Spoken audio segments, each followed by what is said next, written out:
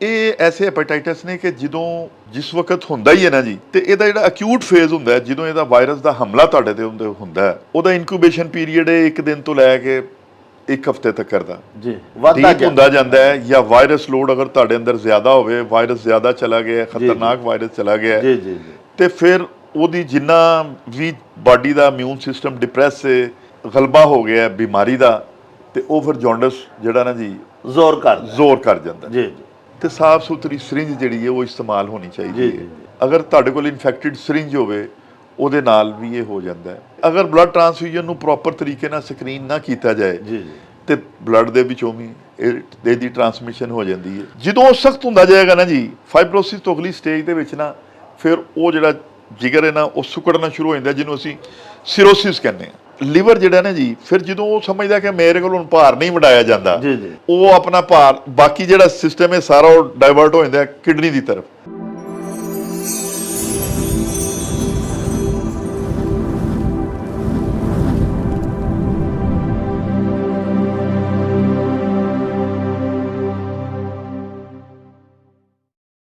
ਪਿਆਰੇ ਵੇਖਣ ਵਾਲਿਓ, ਪੂਰੀ ਦੁਨੀਆ ਦੇ ਵਿੱਚ ਅੱਜ ਵਰਲਡ ਹੈਪਾਟਾਈਟਸ ਡੇ ਮਨਾਇਆ ਜਾ ਰਿਹਾ ਹੈ।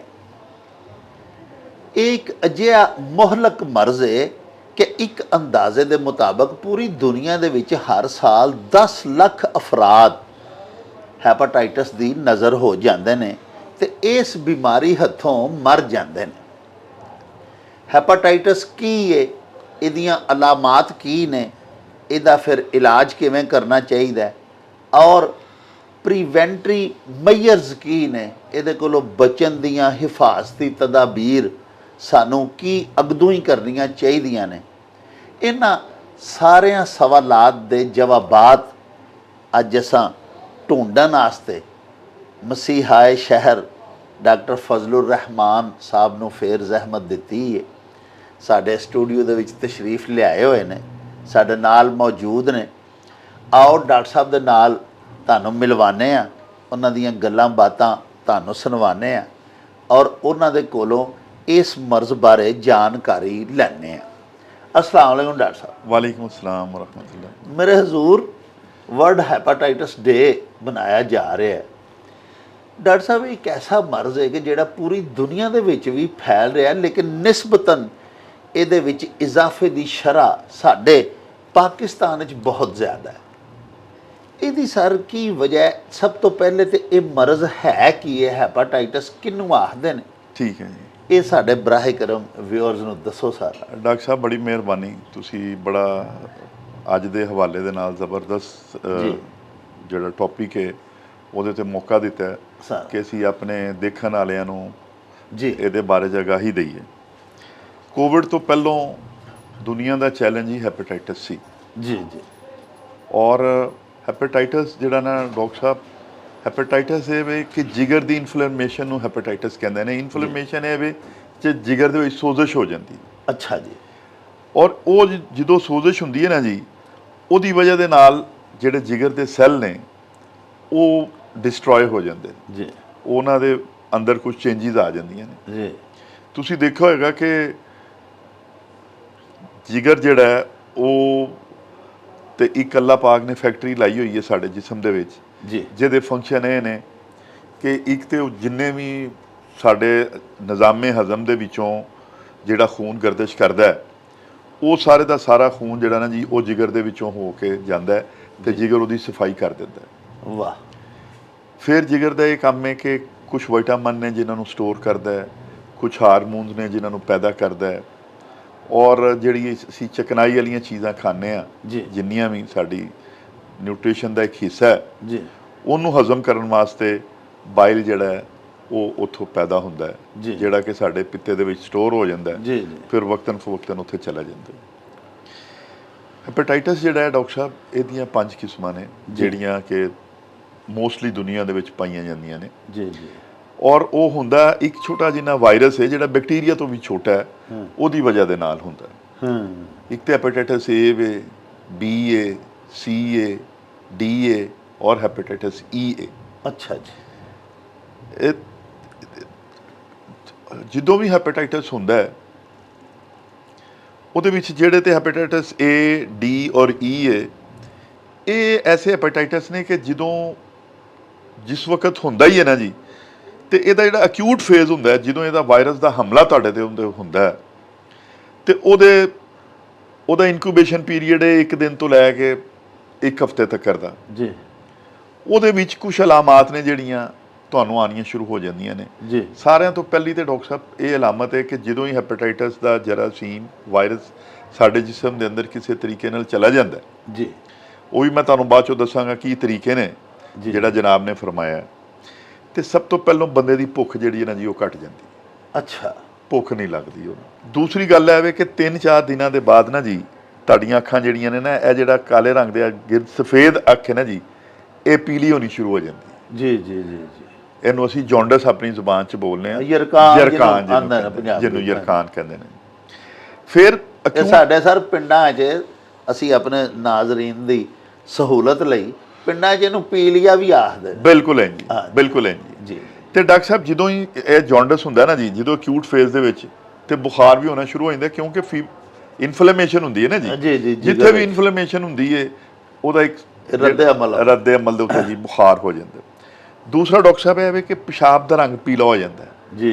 ਨਾਰਮਲ ਤੋਂ ਗਾੜੇ ਰੰਗ ਦਾ ਪਿਸ਼ਾਬ ਹੋ ਜਾਂਦਾ ਹੈ, ਪੀਲਾ ਜੀ ਜੀ, ਡਾਰਕ ਕਿਸਮ ਦਾ ਜੀ ਹੋ ਜਾਂਦਾ ਹੈ।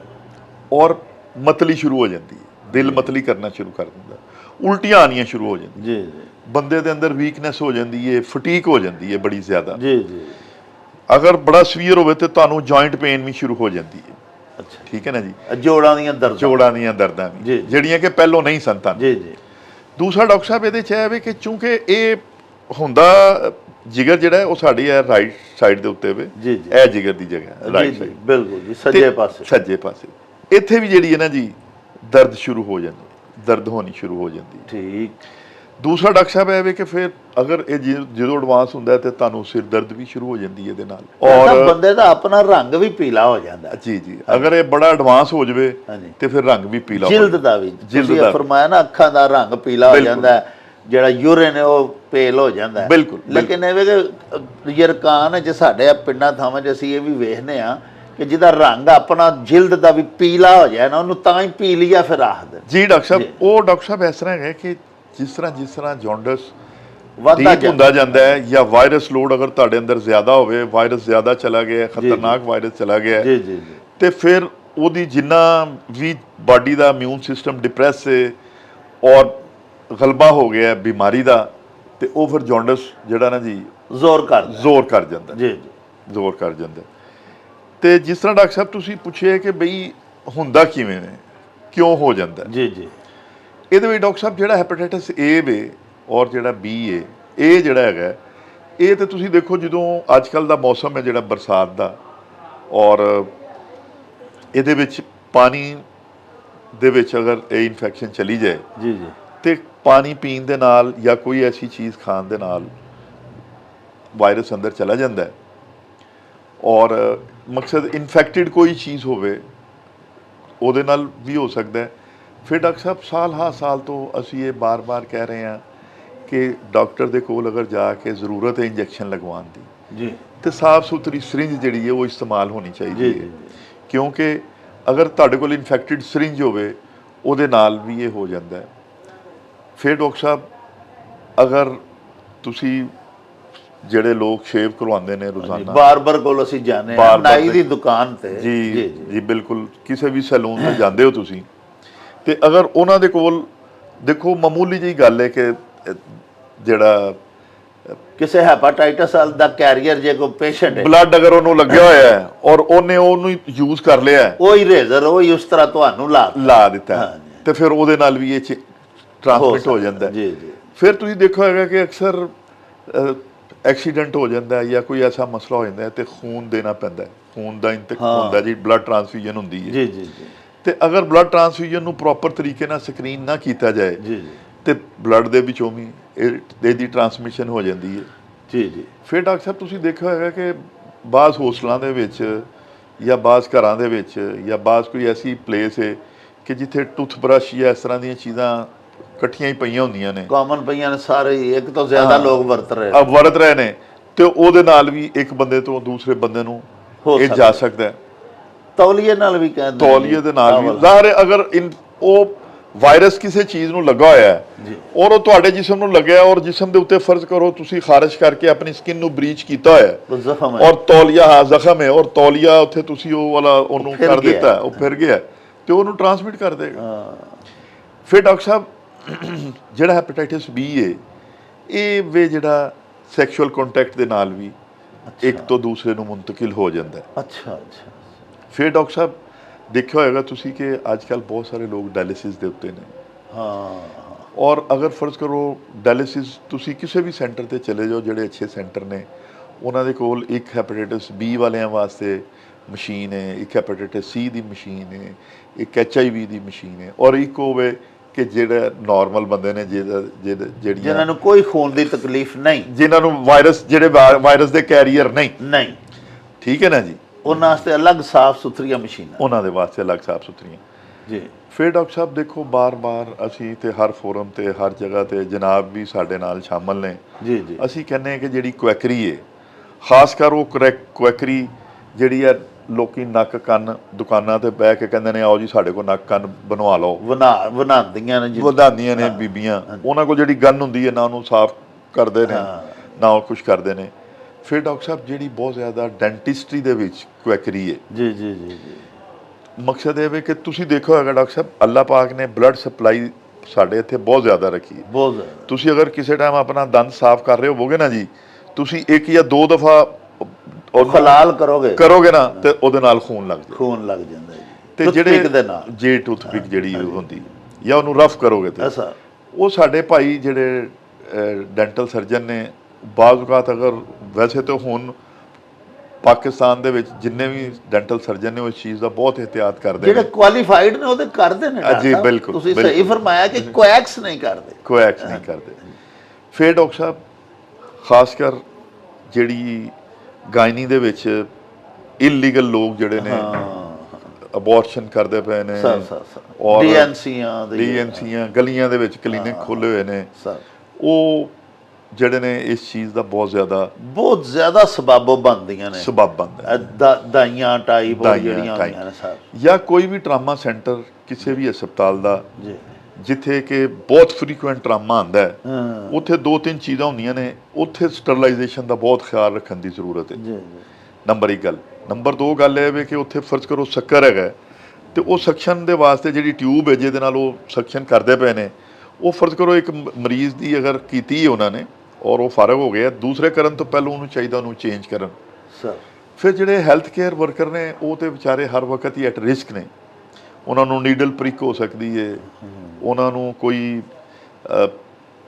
ਸਰਜੀਕਲ ਬਲੇਡ ਤੋਂ ਪ੍ਰਿਕ ਹੋ ਸਕਦੀ ਹੈ, ਪੇਸ਼ੈਂਟ ਵੋਮਿਟ ਆਊਟ ਕਰਦਾ ਹੈ, ਪੇਸ਼ੈਂਟ ਦੀਆਂ ਬਹੁਤ ਸਾਰੀਆਂ ਸਕ੍ਰੀਸ਼ਨਸ ਨੇ ਜਿਨ੍ਹਾਂ ਨੂੰ ਉਹ ਦੇਖ ਰਹੇ ਹੁੰਦੇ ਨੇ, ਸਰਜਰ ਜਿਹੜੇ ਸਰਜਰੀ ਕਰ ਰਹੇ ਨੇ ਇਹ ਲੋਕ ਵੀ ਐਟ ਰਿਸਕ ਹੁੰਦੇ ਨੇ ਕਿਉਂਕਿ ਇਹਨਾਂ ਨੂੰ ਵੀ ਇਹਨਾਂ ਚੀਜ਼ਾਂ ਦੇ ਨਾਲ ਇਸ ਚੀਜ਼ ਦੇ ਵਿੱਚ ਇਹ ਟ੍ਰਾਂਸਮਿਸ਼ਨ ਹੋ ਸਕਦੀ ਹੈ ਸਰ।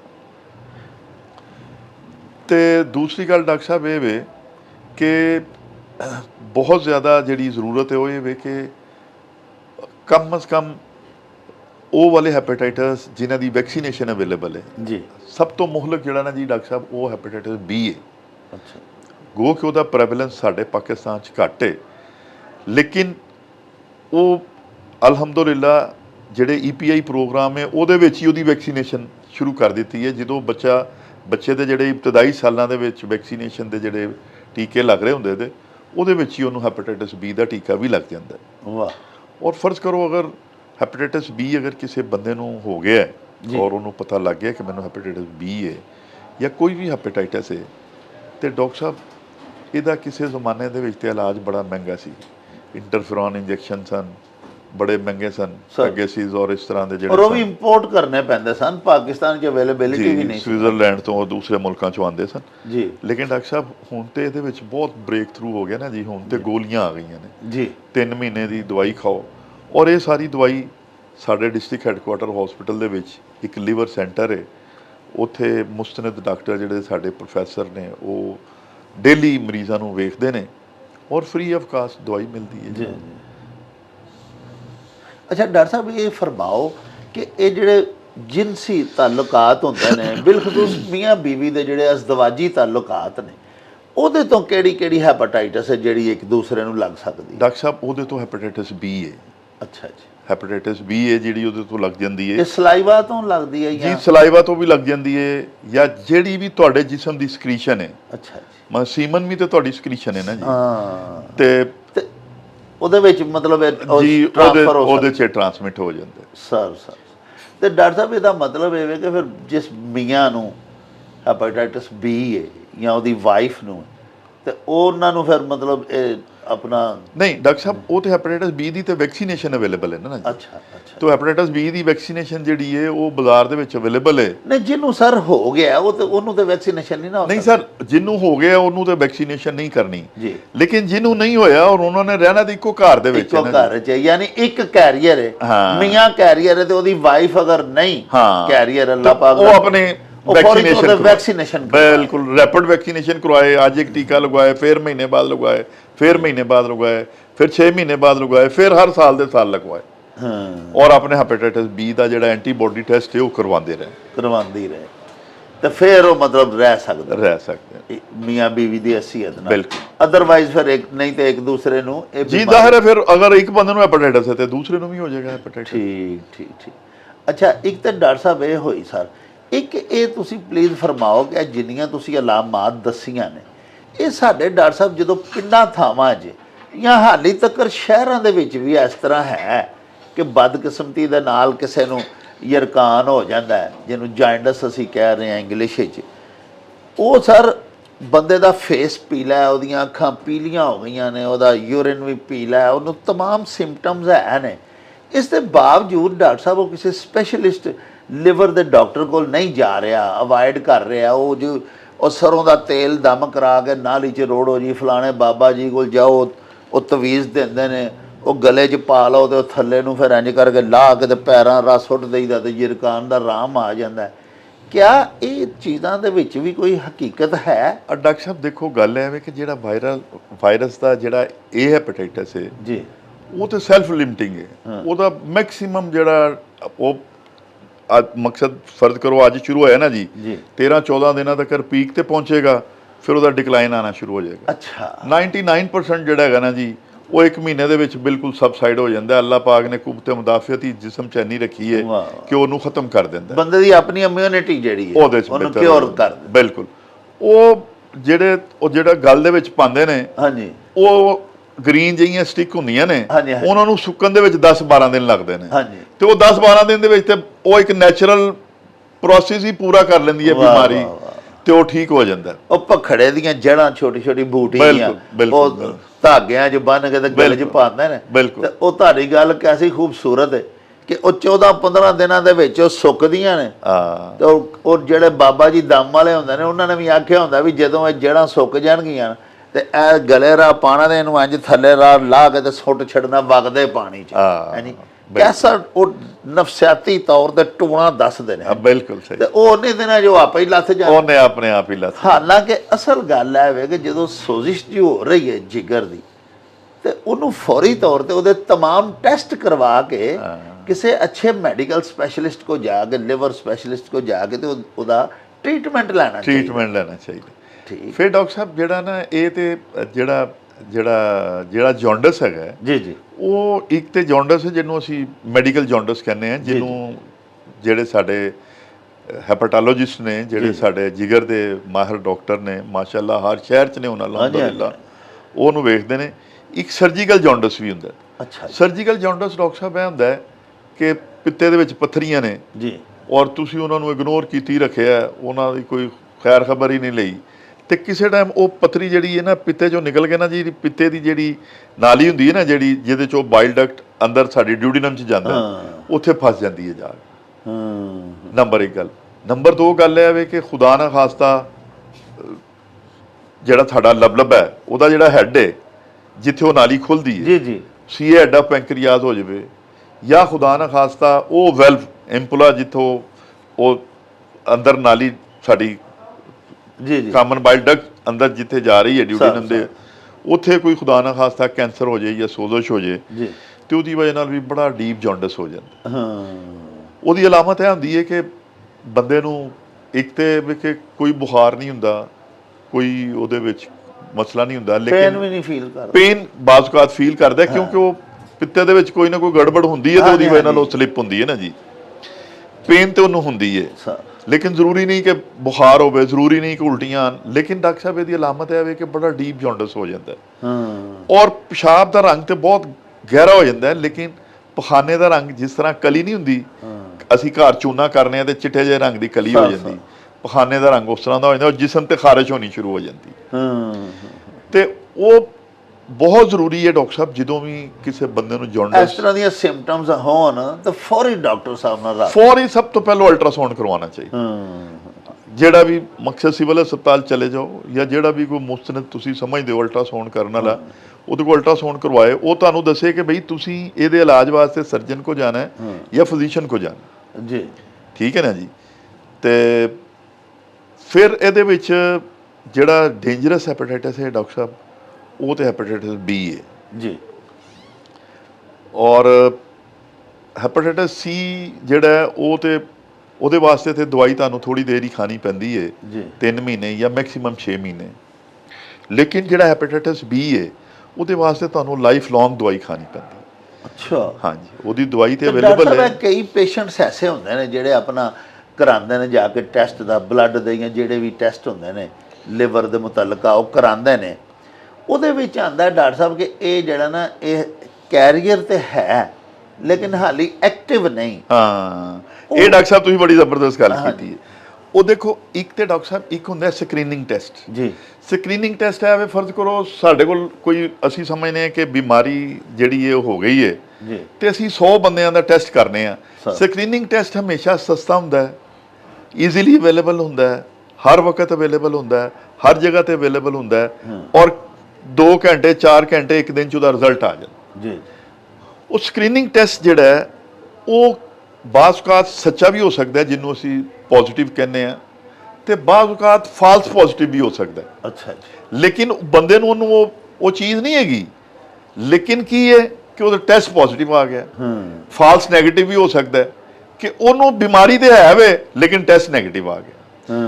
ਇਸ ਸਕਰੀਨਿੰਗ ਟੈਸਟ ਤੋਂ ਬਾਅਦ ਕਨਫਰਮੇਟਰੀ ਟੈਸਟ ਜਿਹੜਾ ਨਾ ਜੀ, ਉਹ ਜਿਹੜਾ ਜਨਾਬ ਨੇ ਫਰਮਾਇਆ, ਉਹ ਕਨਫਰਮੇਟਰੀ ਟੈਸਟ ਕਿਸੇ ਵੀ ਬਿਮਾਰੀ ਦੀ ਤਸ਼ਖੀਸ ਕਰਨ ਵਾਸਤੇ ਉਹਦਾ ਕਨਫਰਮੇਟਰੀ ਟੈਸਟ ਬੜਾ ਜ਼ਰੂਰੀ ਹੈ। ਉਹ ਕਨਫਰਮੇਟਰੀ ਟੈਸਟ ਜਿਹੜਾ ਨਾ ਜੀ, ਉਹ ਫਿਰ ਵਾਇਰਸ ਲੋਡ ਹੈ ਉਹਦਾ, ਕਿ ਅਸੀਂ ਵੇਖਦੇ ਹਾਂ ਕਿ ਵਾਇਰਸ ਜਿਹੜਾ ਹੈ ਉਹ ਜਿਸਮ ਦੇ ਅੰਦਰ ਜ਼ਿੰਦਾ ਹੈ ਔਰ ਕਿਸ ਮਿਕਦਾਰ ਦੇ ਵਿੱਚ। ਅੱਛਾ ਜੀ, ਠੀਕ ਹੈ ਨਾ ਜੀ।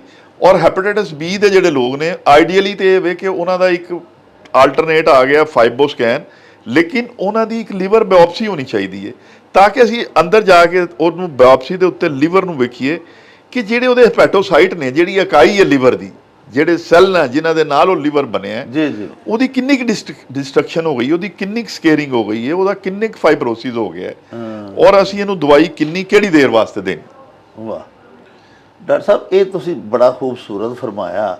ਲੇਕਿਨ ਅਗਰ ਇੱਕ ਬੰਦੇ ਦਾ ਜਿਹੜਾ ਉਹ ਮਤਲਬ ਐਕਟਿਵ ਹੀ ਨਹੀਂ, ਨਾਨ ਐਕਟਿਵ ਹੈ ਹਾਲੀ ਵਾਇਰਸ, ਤੇ ਉਹ ਪੀਸੀਆਰ ਟੈਸਟ ਕੀ ਹੁੰਦਾ ਉਹ ਜੀ ਸਰ ਦੱਸੋ ਨਾ। ਉਹ ਜਿਹੜਾ ਜੀ ਪੀਸੀਆਰ ਜਿਹੜਾ ਜੀ, ਇਹ ਤੇ ਬੇਸਿਕਲੀ ਪੋਲੀਮਰੇਜ਼ ਚੇਨ ਰਿਐਕਸ਼ਨ ਟੈਸਟ ਹੈ, ਜਿਹੜਾ ਕਿ ਡੀਐਨਏ ਜਾਂ ਆਰਐਨਏ ਵਾਇਰਸ ਹੈ, ਜਿਹੜਾ ਹੈਪੇਟਾਈਟਸ ਬੀ ਉਹ ਡੀਐਨਏ ਵਾਇਰਸ ਹੈ, ਉਹਦਾ ਆਰਐਨਏ ਵਾਇਰਸ ਹੈ, ਉਹਦਾ ਵੇਖ ਕੇ ਦੇਖਦੇ ਆ ਕਿ ਅੰਦਰ ਵਾਇਰਸ ਰੈਪਲੀਕੇਟ ਕਰਦਾ ਪਿਆ ਹੈ ਔਰ ਵਾਇਰਸ ਦੀ ਤਾਦਾਦ ਅੰਦਰ ਕਿੰਨੀ ਹੈ, ਵਾਇਰਸ ਅੰਦਰ ਜ਼ਿੰਦਾ ਹੈ, ਠੀਕ ਹੈ ਨਾ ਜੀ। ਉਹ ਫਿਰ ਪੀਸੀਆਰ ਦੀ ਜਾਂ ਤੇ ਉਹਦਾ ਆ ਜਾਂਦਾ ਜੀ ਕਿ ਨਾਨ ਰਿਐਕਟਿਵ, ਇਹਦਾ ਮਤਲਬ ਹੈ ਵੇ ਕਿ ਕਨਫਰਮੇਸ਼ਨ ਹੋ ਗਈ ਕਿ ਇਹ ਸਕਰੀਨਿੰਗ ਦੇ ਵਿੱਚ ਪੋਜ਼ਿਟਿਵ ਆਇਆ ਸੀ ਲੇਕਿਨ ਇਹਨੂੰ ਇਲਾਜ ਦੀ ਜ਼ਰੂਰਤ ਨਹੀਂ। ਅਗਰ ਤੇ ਉਹਦਾ ਪੀਸੀਆਰ ਦੇ ਵਿੱਚ ਵਾਇਰਸ ਲੋਡ ਆ ਜਾਂਦਾ ਜੀ, ਉਹਦੀਆਂ ਵਾਇਰਸ ਦੀਆਂ ਇੰਨੀਆਂ ਕਾਪੀਜ਼ ਇਹਦੇ ਡਿਟੈਕਟ ਹੋਈਆਂ ਨੇ ਲੱਖਾਂ ਦੀ ਤਾਦਾਦ ਦੇ ਵਿੱਚ, ਤੇ ਫਿਰ ਉਹਦੇ ਵਾਸਤੇ ਦਵਾਈ ਜੀ, ਫਿਰ ਉਹਦੇ ਵਾਸਤੇ ਉਹਨੂੰ ਦਵਾਈ ਉਹਨੂੰ ਬਿਲਾ ਤਾਖੀਰ ਜਿਹੜਾ ਉਹ ਦਵਾਈ ਖਾਣੀ ਚਾਹੀਦੀ ਹੈ, ਉਹਨੂੰ ਡਿਲੇ ਨਹੀਂ ਫਿਰ ਕਰਨਾ, ਬਿਲਕੁਲ ਡਿਲੇ ਨਹੀਂ ਕਰਨਾ ਚਾਹੀਦਾ। ਅੱਛਾ ਡਾਕਟਰ ਸਾਹਿਬ, ਇੱਕ ਗੱਲ ਹੋਰ ਦੱਸੋ ਕਿ ਅੱਜ ਕੱਲ੍ਹ ਸਰ ਜਿਹੜੇ ਸਾਡੇ ਨਿਊਲੀ ਬੋਰਨ ਬੇਬੀ ਹੁੰਦੇ ਨੇ, ਸਾਡੇ ਬੱਚੇ ਜਿਹੜੇ ਨੌਜ਼ਾਇਦਾ ਜੰਮਦੇ ਹੀ ਨੇ, ਉਹ ਤੀਸਰੇ ਚੌਥੇ ਪੰਜਵੇਂ ਦਿਨ ਉਹਨਾਂ ਨੂੰ ਹੈਪੇਟਾਈਟਸ ਹੁੰਦਾ ਔਰ ਡਾਕਟਰਸ ਵੀ ਕਹਿ ਰਹੇ ਹੁੰਦੇ ਨੇ ਕਿ ਉਹ ਇਹ ਹਰ ਬੱਚੇ ਨੂੰ ਹੁੰਦਾ ਹੀ ਹੈ। ਉਹ ਡਾਕਟਰ ਸਾਹਿਬ ਨੇ ਬੜੀ ਜ਼ਬਰਦਸਤ ਗੱਲ ਕੀਤੀ ਹੈ ਤੁਸੀਂ, ਪੀਡੀਆਟ੍ਰਿਕ ਦੇ ਵਿੱਚ ਹਰ ਬੱਚੇ ਦੇ ਨਾਲ ਹੁੰਦਾ, ਇਹਨੂੰ ਅਸੀਂ ਫਿਜ਼ੀਓਲੋਜੀਕਲ ਜੌਂਡਿਸ ਕਹਿੰਦੇ ਆ। ਅੱਛਾ ਜੀ। ਇਹ ਕੋਈ ਖੁਦਾ ਨਾ ਖਾਸਤਾ ਇਹ ਕੋਈ ਪਰੇਸ਼ਾਨੀ ਵਾਲੀ ਗੱਲ ਨਹੀਂ ਹੁੰਦੀ ਜੀ ਜੀ। ਲੇਕਿਨ ਡਾਕਟਰ ਸਾਹਿਬ ਜਿਹੜਾ ਹੈਪੇਟਾਈਟਸ ਬੀ ਹੈ ਉਹ ਅਗਰ ਮਦਰ ਕੈਰੀਅਰ ਹੋਵੇ ਤੇ ਬੱਚੇ ਨੂੰ ਵੀ ਹੋ ਸਕਦਾ ਹੈ।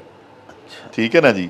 ਲੇਕਿਨ ਜਿਹੜਾ ਇਹ ਫਿਜ਼ੀਓਲੋਜੀਕਲ ਜੌਂਡਿਸ ਹੈ, ਇਹਦੇ ਵਿੱਚ ਕੁਛ ਕਰਨ ਦੀ ਜ਼ਰੂਰਤ ਨਹੀਂ। ਸਿਰਫ ਇਹ ਹੈ ਕਿ ਅਰਲੀ ਮਾਰਨਿੰਗ ਜਿਹੜੀ ਸਵੇਰ ਦੀ ਧੁੱਪ ਹੈਗੀ ਹੈ, ਉਹਦੇ ਵਿੱਚ 10-15 ਮਿੰਟ ਬੱਚੇ ਨੂੰ ਰੱਖੋ ਔਰ ਮਾਂ ਦਾ ਦੁੱਧ ਪਿਆਉਂਦੇ ਜਾਓ। ਕੋਈ ਜ਼ਰੂਰਤ ਨਹੀਂ ਉਹਨੂੰ ਗਲੂਕੋਜ਼ ਦੇ ਟੀਕੇ ਪਿਆਉਣ ਦੀ ਜਾਂ ਉਹਨੂੰ ਕੋਈ ਹੋਰ ਕੁਛ ਕਰਨ ਦੀ। ਸਿੰਪਲ ਉਹਦਾ ਵਾਸਤੇ ਕੁਛ ਕਰਨ ਦੀ ਜ਼ਰੂਰਤ ਨਹੀਂ। ਠੀਕ, ਉਹ ਸਨ ਬਾਅਦ ਸੁਬਾ ਦਿਓ ਜੀ। ਬਿਲਕੁਲ ਬਿਲਕੁਲ। ਅੱਛਾ ਡਾਕਟਰ ਸਾਹਿਬ, ਅਗਰ ਤੁਸੀਂ ਫਰਮਾਇਆ ਕਿ ਮਦਰ ਕੈਰੀਅਰ ਹੈ, ਤਾਂ ਫਿਰ ਉਹ ਇੱਕ ਆਪਣਾ ਮਾਂ ਹੈ ਤੇ ਉਹਨੇ ਬੱਚਾ ਪੈਦਾ ਉਹਦਾ ਹੋਇਆ, ਉਹ ਮਾਂ ਨੂੰ ਹੁਣ ਹੈਪਾਟਾਈਟਸ ਬੀ ਸੀ ਐਕਟਿਵ ਜਾਂ ਨਾਨ ਐਕਟਿਵ, ਉਹ ਜਿਹੜਾ ਬੇਬੀ ਹੈ ਉਹਦਾ ਕੀ ਟ੍ਰੀਟਮੈਂਟ ਹੋਏਗਾ? ਉਹ ਕਿਸ ਤਰ੍ਹਾਂ ਬਚਾਇਆ ਜਾ ਸਕਦਾ? ਡਾਕਟਰ ਸਾਹਿਬ, ਉਹ ਜਿਹੜਾ ਬੇਬੀ ਹੈ ਉਹ ਜ਼ਾਹਿਰ ਹੈ ਹੁਣ ਉਹ ਮਾਂ ਦੇ ਪੇਟ ਚੋਂ ਆਇਆ ਹੈ ਸਰ, ਤੇ ਉਹ ਅੰਦਰ ਉਹਦੀ ਫੀਡਿੰਗ ਵੀ ਬਲੱਡ ਨਾਲ ਹੀ ਹੋਈ ਜੀ। ਬਿਲਕੁਲ, ਉਹਦਾ ਜ਼ਾਹਿਰ ਹੈ ਮਾਂ ਦਾ ਹਿੱਸਾ ਹੀ ਨਾ ਜੀ ਜਿਸਮ ਦਾ। ਤੇ ਉਹ ਫਿਰ ਇਹ ਵੇ ਕਿ ਟਾਈਮ ਦੇ ਨਾਲ ਦੇਖੀਦਾ ਕਿ ਅਗਰ ਅੱਲਾਹ ਪਾਕ ਉਹਦੇ ਅੰਦਰ ਵੀ ਕੋਈ ਐਸਾ ਇਮਿਊਨ ਸਿਸਟਮ ਜਿਹੜਾ ਉਹਨੂੰ ਉਸ ਹੈਪੇਟਾਈਟਸ ਨੂੰ ਕਾਊਂਟਰ ਕਰ ਲਵੇ ਸਰ, ਤੇ ਜਾਂ ਫਿਰ ਜਿਹੜੇ ਮੁਸਤਨਦ ਡਾਕਟਰ ਨੇ ਉਹਨਾਂ ਦੇ ਨਾਲ ਫਿਰ ਰਾਬਤਾ ਕਰੇ। ਉਹ ਹੀ ਜਿਹੜਾ ਉਹਨਾਂ ਦਾ ਹੈਪੇਟੋਲੋਜਿਸਟ ਹੈ, ਜਿਹੜਾ ਜਿਗਰ ਦਾ ਮਾਹਰ ਡਾਕਟਰ ਹੈ, ਜਾਂ ਸਾਡੀਆਂ ਗਾਇਨੇਕੋਲੋਜਿਸਟ ਭੈਣਾਂ ਜਿਹੜੀਆਂ ਡਾਕਟਰਾਂ, ਉਹ ਜ਼ਾਹਿਰ ਹੈ ਆਪਰੇਸ਼ਨ ਤੋਂ ਪਹਿਲਾਂ ਜਾਂ ਪ੍ਰੀ ਨੇਟਲ ਜਦੋਂ ਖਵਾਤੀਨ ਜਾਂਦੀਆਂ ਨੇ ਤੇ ਉਹ ਸਾਰੇ ਚੈੱਕ ਕਰਵਾਉਂਦੀਆਂ ਨੇ। ਉਹਦੇ ਵਿੱਚ ਹੈਪੇਟਾਈਟਸ ਬੀ, ਸੀ ਔਰ HIV ਦੀ ਸਕਰੀਨਿੰਗ ਵੀ ਹੈ ਜੀ। ਅਗਰ ਉਹ ਸਮਝਣ ਕਿ ਬਈ ਇਹ ਮਦਰ ਜਿਹੜੀ ਹੈ ਹੈਪੇਟਾਈਟਸ ਬੀ ਕੈਰੀਅਰ ਹੈ, ਤੇ ਫਿਰ ਉਹਨਾਂ ਨੂੰ ਚਾਹੀਦਾ ਕਿ ਉਹਨਾਂ ਨੂੰ ਕਹਿਣ ਜੀ ਕਿ ਤੁਸੀਂ ਹੈਪੇਟੋਲੋਜਿਸਟ ਜਿਹੜਾ ਜਿਗਰ ਮਾਹਰ ਜਿਗਰ ਡਾਕਟਰ ਹੈ, ਉਹਦੇ ਨਾਲ ਵੀ ਇਹਦਾ ਰਾਬਤਾ ਕਰ ਲਓ ਜੀ। ਉਹ ਕੀ ਕਹਿੰਦਾ? ਠੀਕ। ਮੈਂ ਇਹ ਅਸਲ ਵਿੱਚ ਪੁੱਛਣਾ ਚਾਹੁੰਦਾ ਸਾਂ ਕਿ ਜਦੋਂ ਡਿਊਰਿੰਗ ਪ੍ਰੈਗਨੈਂਸੀ ਜਿਹੜੀ ਮਦਰ ਹੈ ਉਹਨੂੰ ਵੀ ਕੋਈ ਟੀਕਾ ਲਵਾਉਣਾ ਐਸਾ ਚਾਹੀਦਾ ਪ੍ਰੈਗਨੈਂਸੀ ਦੇ ਦੌਰਾਨ? ਜਿਹੜੀ ਹੈਪਾਟਾਈਟਸ ਬੀ ਜਾਂ ਸੀ ਦੀ ਇੱਕ ਖਾਤੂਨ ਮਰੀਜ਼ਾ ਹੈ ਤੇ ਉਹਨੇ ਹੁਣ ਉਹ ਹਾਮਲਾ ਵੀ ਹੈ, ਤੇ ਡਿਊਰਿੰਗ ਪ੍ਰੈਗਨੈਂਸੀ ਵੀ ਉਹਨੂੰ ਕੋਈ ਆਪਣੇ ਆਪ ਨੂੰ ਵੀ ਕੋਈ ਨਹੀਂ? ਡਾਕਟਰ ਸਾਹਿਬ, ਉਹ ਹੈਪੇਟਾਈਟਸ ਬੀ ਜਿਹੜਾ ਨਾ ਜੀ ਡਿਊਰਿੰਗ ਪ੍ਰੈਗਨੈਂਸੀ, ਤੇ ਉਹਨੇ ਸਿਰਫ ਔਰ ਸਿਰਫ ਕਰਨਾ ਹੈ ਇਹ ਕਿ ਉਹਨੇ ਆਪਣਾ ਟੈਟਨਸ ਦਾ ਟੀਕਾ ਹੀ ਲਵਾਉਣਾ ਹੈ। ਠੀਕ, ਤਾਂ ਕਿ ਬੱਚਾ 100% ਟੈਟਨਸ ਤੋਂ ਬਚ ਸਕੇ ਜੀ।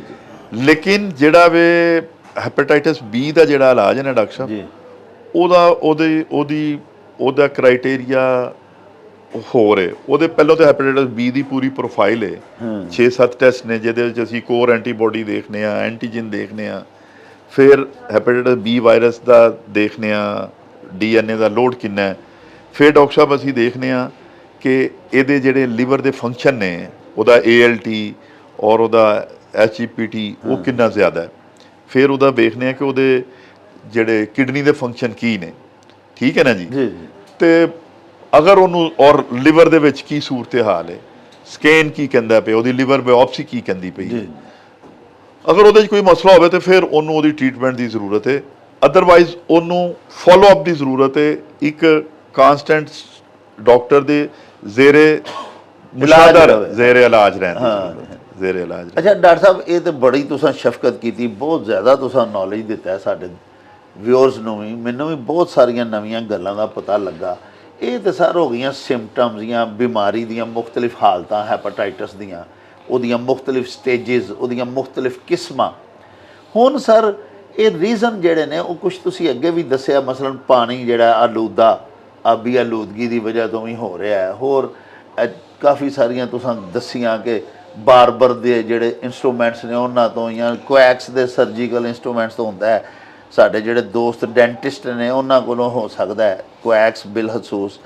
ਡਾਕਟਰ ਸਾਹਿਬ, ਹੁਣ ਇਹਦਾ ਆਖਰ ਤੇ ਮੇਰੇ ਆਕਾ ਇੱਕ ਤੇ ਟ੍ਰੀਟਮੈਂਟ ਦੱਸੋ ਕਿ ਇਹਦਾ ਫਿਰ ਟ੍ਰੀਟਮੈਂਟ ਕੀ ਹੋਣਾ ਚਾਹੀਦਾ? ਹੈਪੇਟਾਈਟਸ ਤੁਹਾਡਾ ਬਗੈਰ ਇਲਾਜ ਤੋਂ ਵੱਧਦਾ ਰਹਿੰਦਾ ਹੈ ਜੀ, ਔਰ ਇਨਫਲੇਮੇਸ਼ਨ ਜਿਹੜੀ ਹੈ ਉਹ ਹੋ ਕੇ ਠੀਕ ਹੁੰਦੀ ਰਹਿੰਦੀ ਹੈ ਜੀ, ਤੇ ਉੱਥੇ ਫਾਈਬਰੋਸਿਸ ਹੁੰਦਾ ਰਹਿੰਦਾ। ਫਾਈਬਰੋਸਿਸ ਕੀ ਹੈ? ਤੁਹਾਡੇ ਇੱਥੇ ਜ਼ਖਮ ਬਣਿਆ ਨਾ ਜੀ, ਤੇ ਜ਼ਖਮ ਬਣਨ ਤੋਂ ਬਾਅਦ ਸਕਾਰ ਬਣ ਜਾਂਦਾ, ਜਿਹਨੂੰ ਪੰਜਾਬੀ 'ਚ ਖਰਿੰਡ ਕਹਿੰਦੇ ਨੇ। ਹਾਂ, ਠੀਕ ਹੈ ਨਾ ਜੀ। ਇਸੇ ਤਰ੍ਹਾਂ ਹੀ ਜਿਗਰ ਜਿਹੜਾ ਨਾ ਜੀ, ਜਿਗਰ ਦੇ ਵਿੱਚ ਜਦੋਂ ਇਨਫਲੇਮੇਸ਼ਨ ਜਿੰਨੀ ਜ਼ਿਆਦਾ ਹੋਏਗੀ, ਫਾਈਬਰੋਸਿਸ ਉਨਾ ਹੀ ਜ਼ਿਆਦਾ ਹੋਏਗਾ। ਜਿਗਰ ਬੇਸਿਕਲੀ ਤਾਂ ਨਰਮ ਹੈ, ਤੁਸੀਂ ਦੇਖਿਆ ਹੋਏਗਾ ਬੱਕਰੇ ਦੀ ਜਿਹੜੀ ਲਾਲੀ ਕਲੇਜੀ, ਬਿਲਕੁਲ ਉਹ ਬੜਾ ਸੌਫਟ ਹੁੰਦਾ ਹੈ। ਲੇਕਿਨ ਜਿਸ ਤਰ੍ਹਾਂ ਉਹਦਾ ਫਾਈਬਰੋਸਿਸ ਵੱਧਦਾ ਜਾਏਗਾ ਉਹ ਸਖਤ ਹੁੰਦਾ ਜਾਏਗਾ। ਜਦੋਂ ਉਹ ਸਖਤ ਹੁੰਦਾ ਜਾਏਗਾ ਨਾ ਜੀ, ਫਾਈਬਰੋਸਿਸ ਤੋਂ ਅਗਲੀ ਸਟੇਜ ਦੇ ਵਿੱਚ ਨਾ ਫਿਰ ਉਹ ਜਿਹੜਾ ਜਿਗਰ ਹੈ ਨਾ ਉਹ ਸੁੱਕੜਨਾ ਸ਼ੁਰੂ ਹੋ ਜਾਂਦਾ, ਜਿਹਨੂੰ ਅਸੀਂ ਸਿਰੋਸਿਸ ਕਹਿੰਦੇ ਹਾਂ ਜੀ। ਸਿਰੋਸਿਸ ਜਿਹੜਾ ਹੈਗਾ ਨਾ ਜੀ, ਉਹ ਡਾਕਟਰ ਸਾਹਿਬ ਅਗਰ ਉਹਨੂੰ ਪ੍ਰੋਪਰਲੀ ਅਸੀਂ ਟਰੀਟ ਨਾ ਕਰੀਏ ਔਰ ਉਹ ਸਾਲ ਚੱਲਦਾ ਹੀ ਰਵੇ ਔਰ ਅਨਡਾਇਗਨੋਜ਼ ਹੀ ਰਵੇ ਜੀ, ਤੇ ਉਹ ਜਾਂ ਤੇ ਖੁਦਾ ਨਾ ਖਾਸਤਾ ਲਿਵਰ ਕੈਂਸਰ ਦੀ ਸ਼ਕਲ ਇਖਤਿਆਰ ਕਰ ਸਕਦਾ ਹੈ। ਮਕਸਦ ਇਹ ਵੀ ਕਿ ਉਹ ਬਿਲਕੁਲ, ਜਾਂ ਫਿਰ ਇਹ ਹੁੰਦਾ ਕਿ ਲਿਵਰ ਜਿਹੜਾ ਨਾ ਜੀ ਉਹ ਫੇਲੀਅਰ ਵੱਲ ਚਲਾ ਜਾਂਦਾ ਹੈ, ਜਿਹਨੂੰ ਅਸੀਂ ਇਨਸੈਫਲੋਪੈਥੀ ਕਹਿੰਦੇ ਆ। ਤੁਸੀਂ ਦੇਖਿਆ ਹੋਏਗਾ ਕਿ ਇਹ ਸਾਡੇ ਪੰਜਾਬ ਦੇ ਤੇ ਹੈਪੇਟਾਈਟਿਸ ਦਾ ਪ੍ਰੈਵਲੈਂਸ ਬਹੁਤ ਜ਼ਿਆਦਾ ਹੈ ਡਾਕਟਰ ਸਾਹਿਬ। ਗੁਜਰਾਂਵਾਲੇ 'ਚ ਮੈਂ ਸਮਝਦਾ ਕਿ ਹਰ ਫੈਮਿਲੀ ਦੇ ਵਿੱਚ ਬੇਸ਼ੁਮਾਰ ਲੋਕ ਜਿਹੜੇ ਨੇ ਉਹ ਇਸ ਬਿਮਾਰੀ ਦੇ ਨਾਲ ਵਫਾਤ ਪਾ ਗਏ ਨੇ, ਔਰ ਜਿਹੜੇ ਜ਼ਿੰਦਾ ਨੇ ਉਹਨਾਂ ਦੇ ਵਿੱਚ ਤੁਸੀਂ ਦੇਖਿਆ ਹੋਏਗਾ ਕਿ ਉਹ ਵਿਚਾਰੇ ਬਾਰ-ਬਾਰ ਇਨਸੈਫਲੋਪੈਥੀ ਚਲੇ ਜਾਂਦੇ। ਜੀ ਜੀ। ਇਨਸੈਫਲੋਪੈਥੀ ਕੀ ਹੈ ਕਿ ਜਦੋਂ ਲੀਵਰ ਫੇਲੀਅਰ ਵੱਲ ਹੁੰਦਾ ਨਾ ਜੀ, ਤੇ ਬਹੁਤ ਸਾਰੇ, ਚੂੰਕਿ ਜਿਗਰ ਕੰਮ ਨਹੀਂ ਕਰਦਾ ਪਿਆ ਔਰ ਇੱਕ ਅਮੋਨੀਆ ਐਂਡ ਪ੍ਰੋਡਕਟ ਹੈ ਸਾਡੀ ਗੱਟ ਦੇ ਵਿੱਚੋਂ, ਜਿਹਨੂੰ ਕਿ ਲਿਵਰ ਡੀਟੌਕਸੀਫਾਈ ਕਰ ਦਿੰਦਾ ਜੀ। ਉਹ ਜਦੋਂ ਡੀਟੌਕਸੀਫਿਕੇਸ਼ਨ ਉਹਦੀ ਨਹੀਂ ਹੁੰਦੀ ਤੇ ਉਹ ਜਿਹੜੇ ਮਾਦੇ ਨੇ ਦਿਮਾਗ ਦੇ ਵਿੱਚ ਜਾ ਕੇ ਨਾ ਬੰਦੇ ਦੇ ਉੱਤੇ ਗਨੂਦਗੀ ਬੇਹੋਸ਼ੀ ਹੋ ਜਾਂਦੀ ਹੈ, ਬੰਦੇ ਕੋਮੇ 'ਚ ਚਲੇ ਜਾਂਦੇ। ਇਸ ਤਰ੍ਹਾਂ ਹੀ ਹੈ, ਠੀਕ ਹੈ ਨਾ ਜੀ।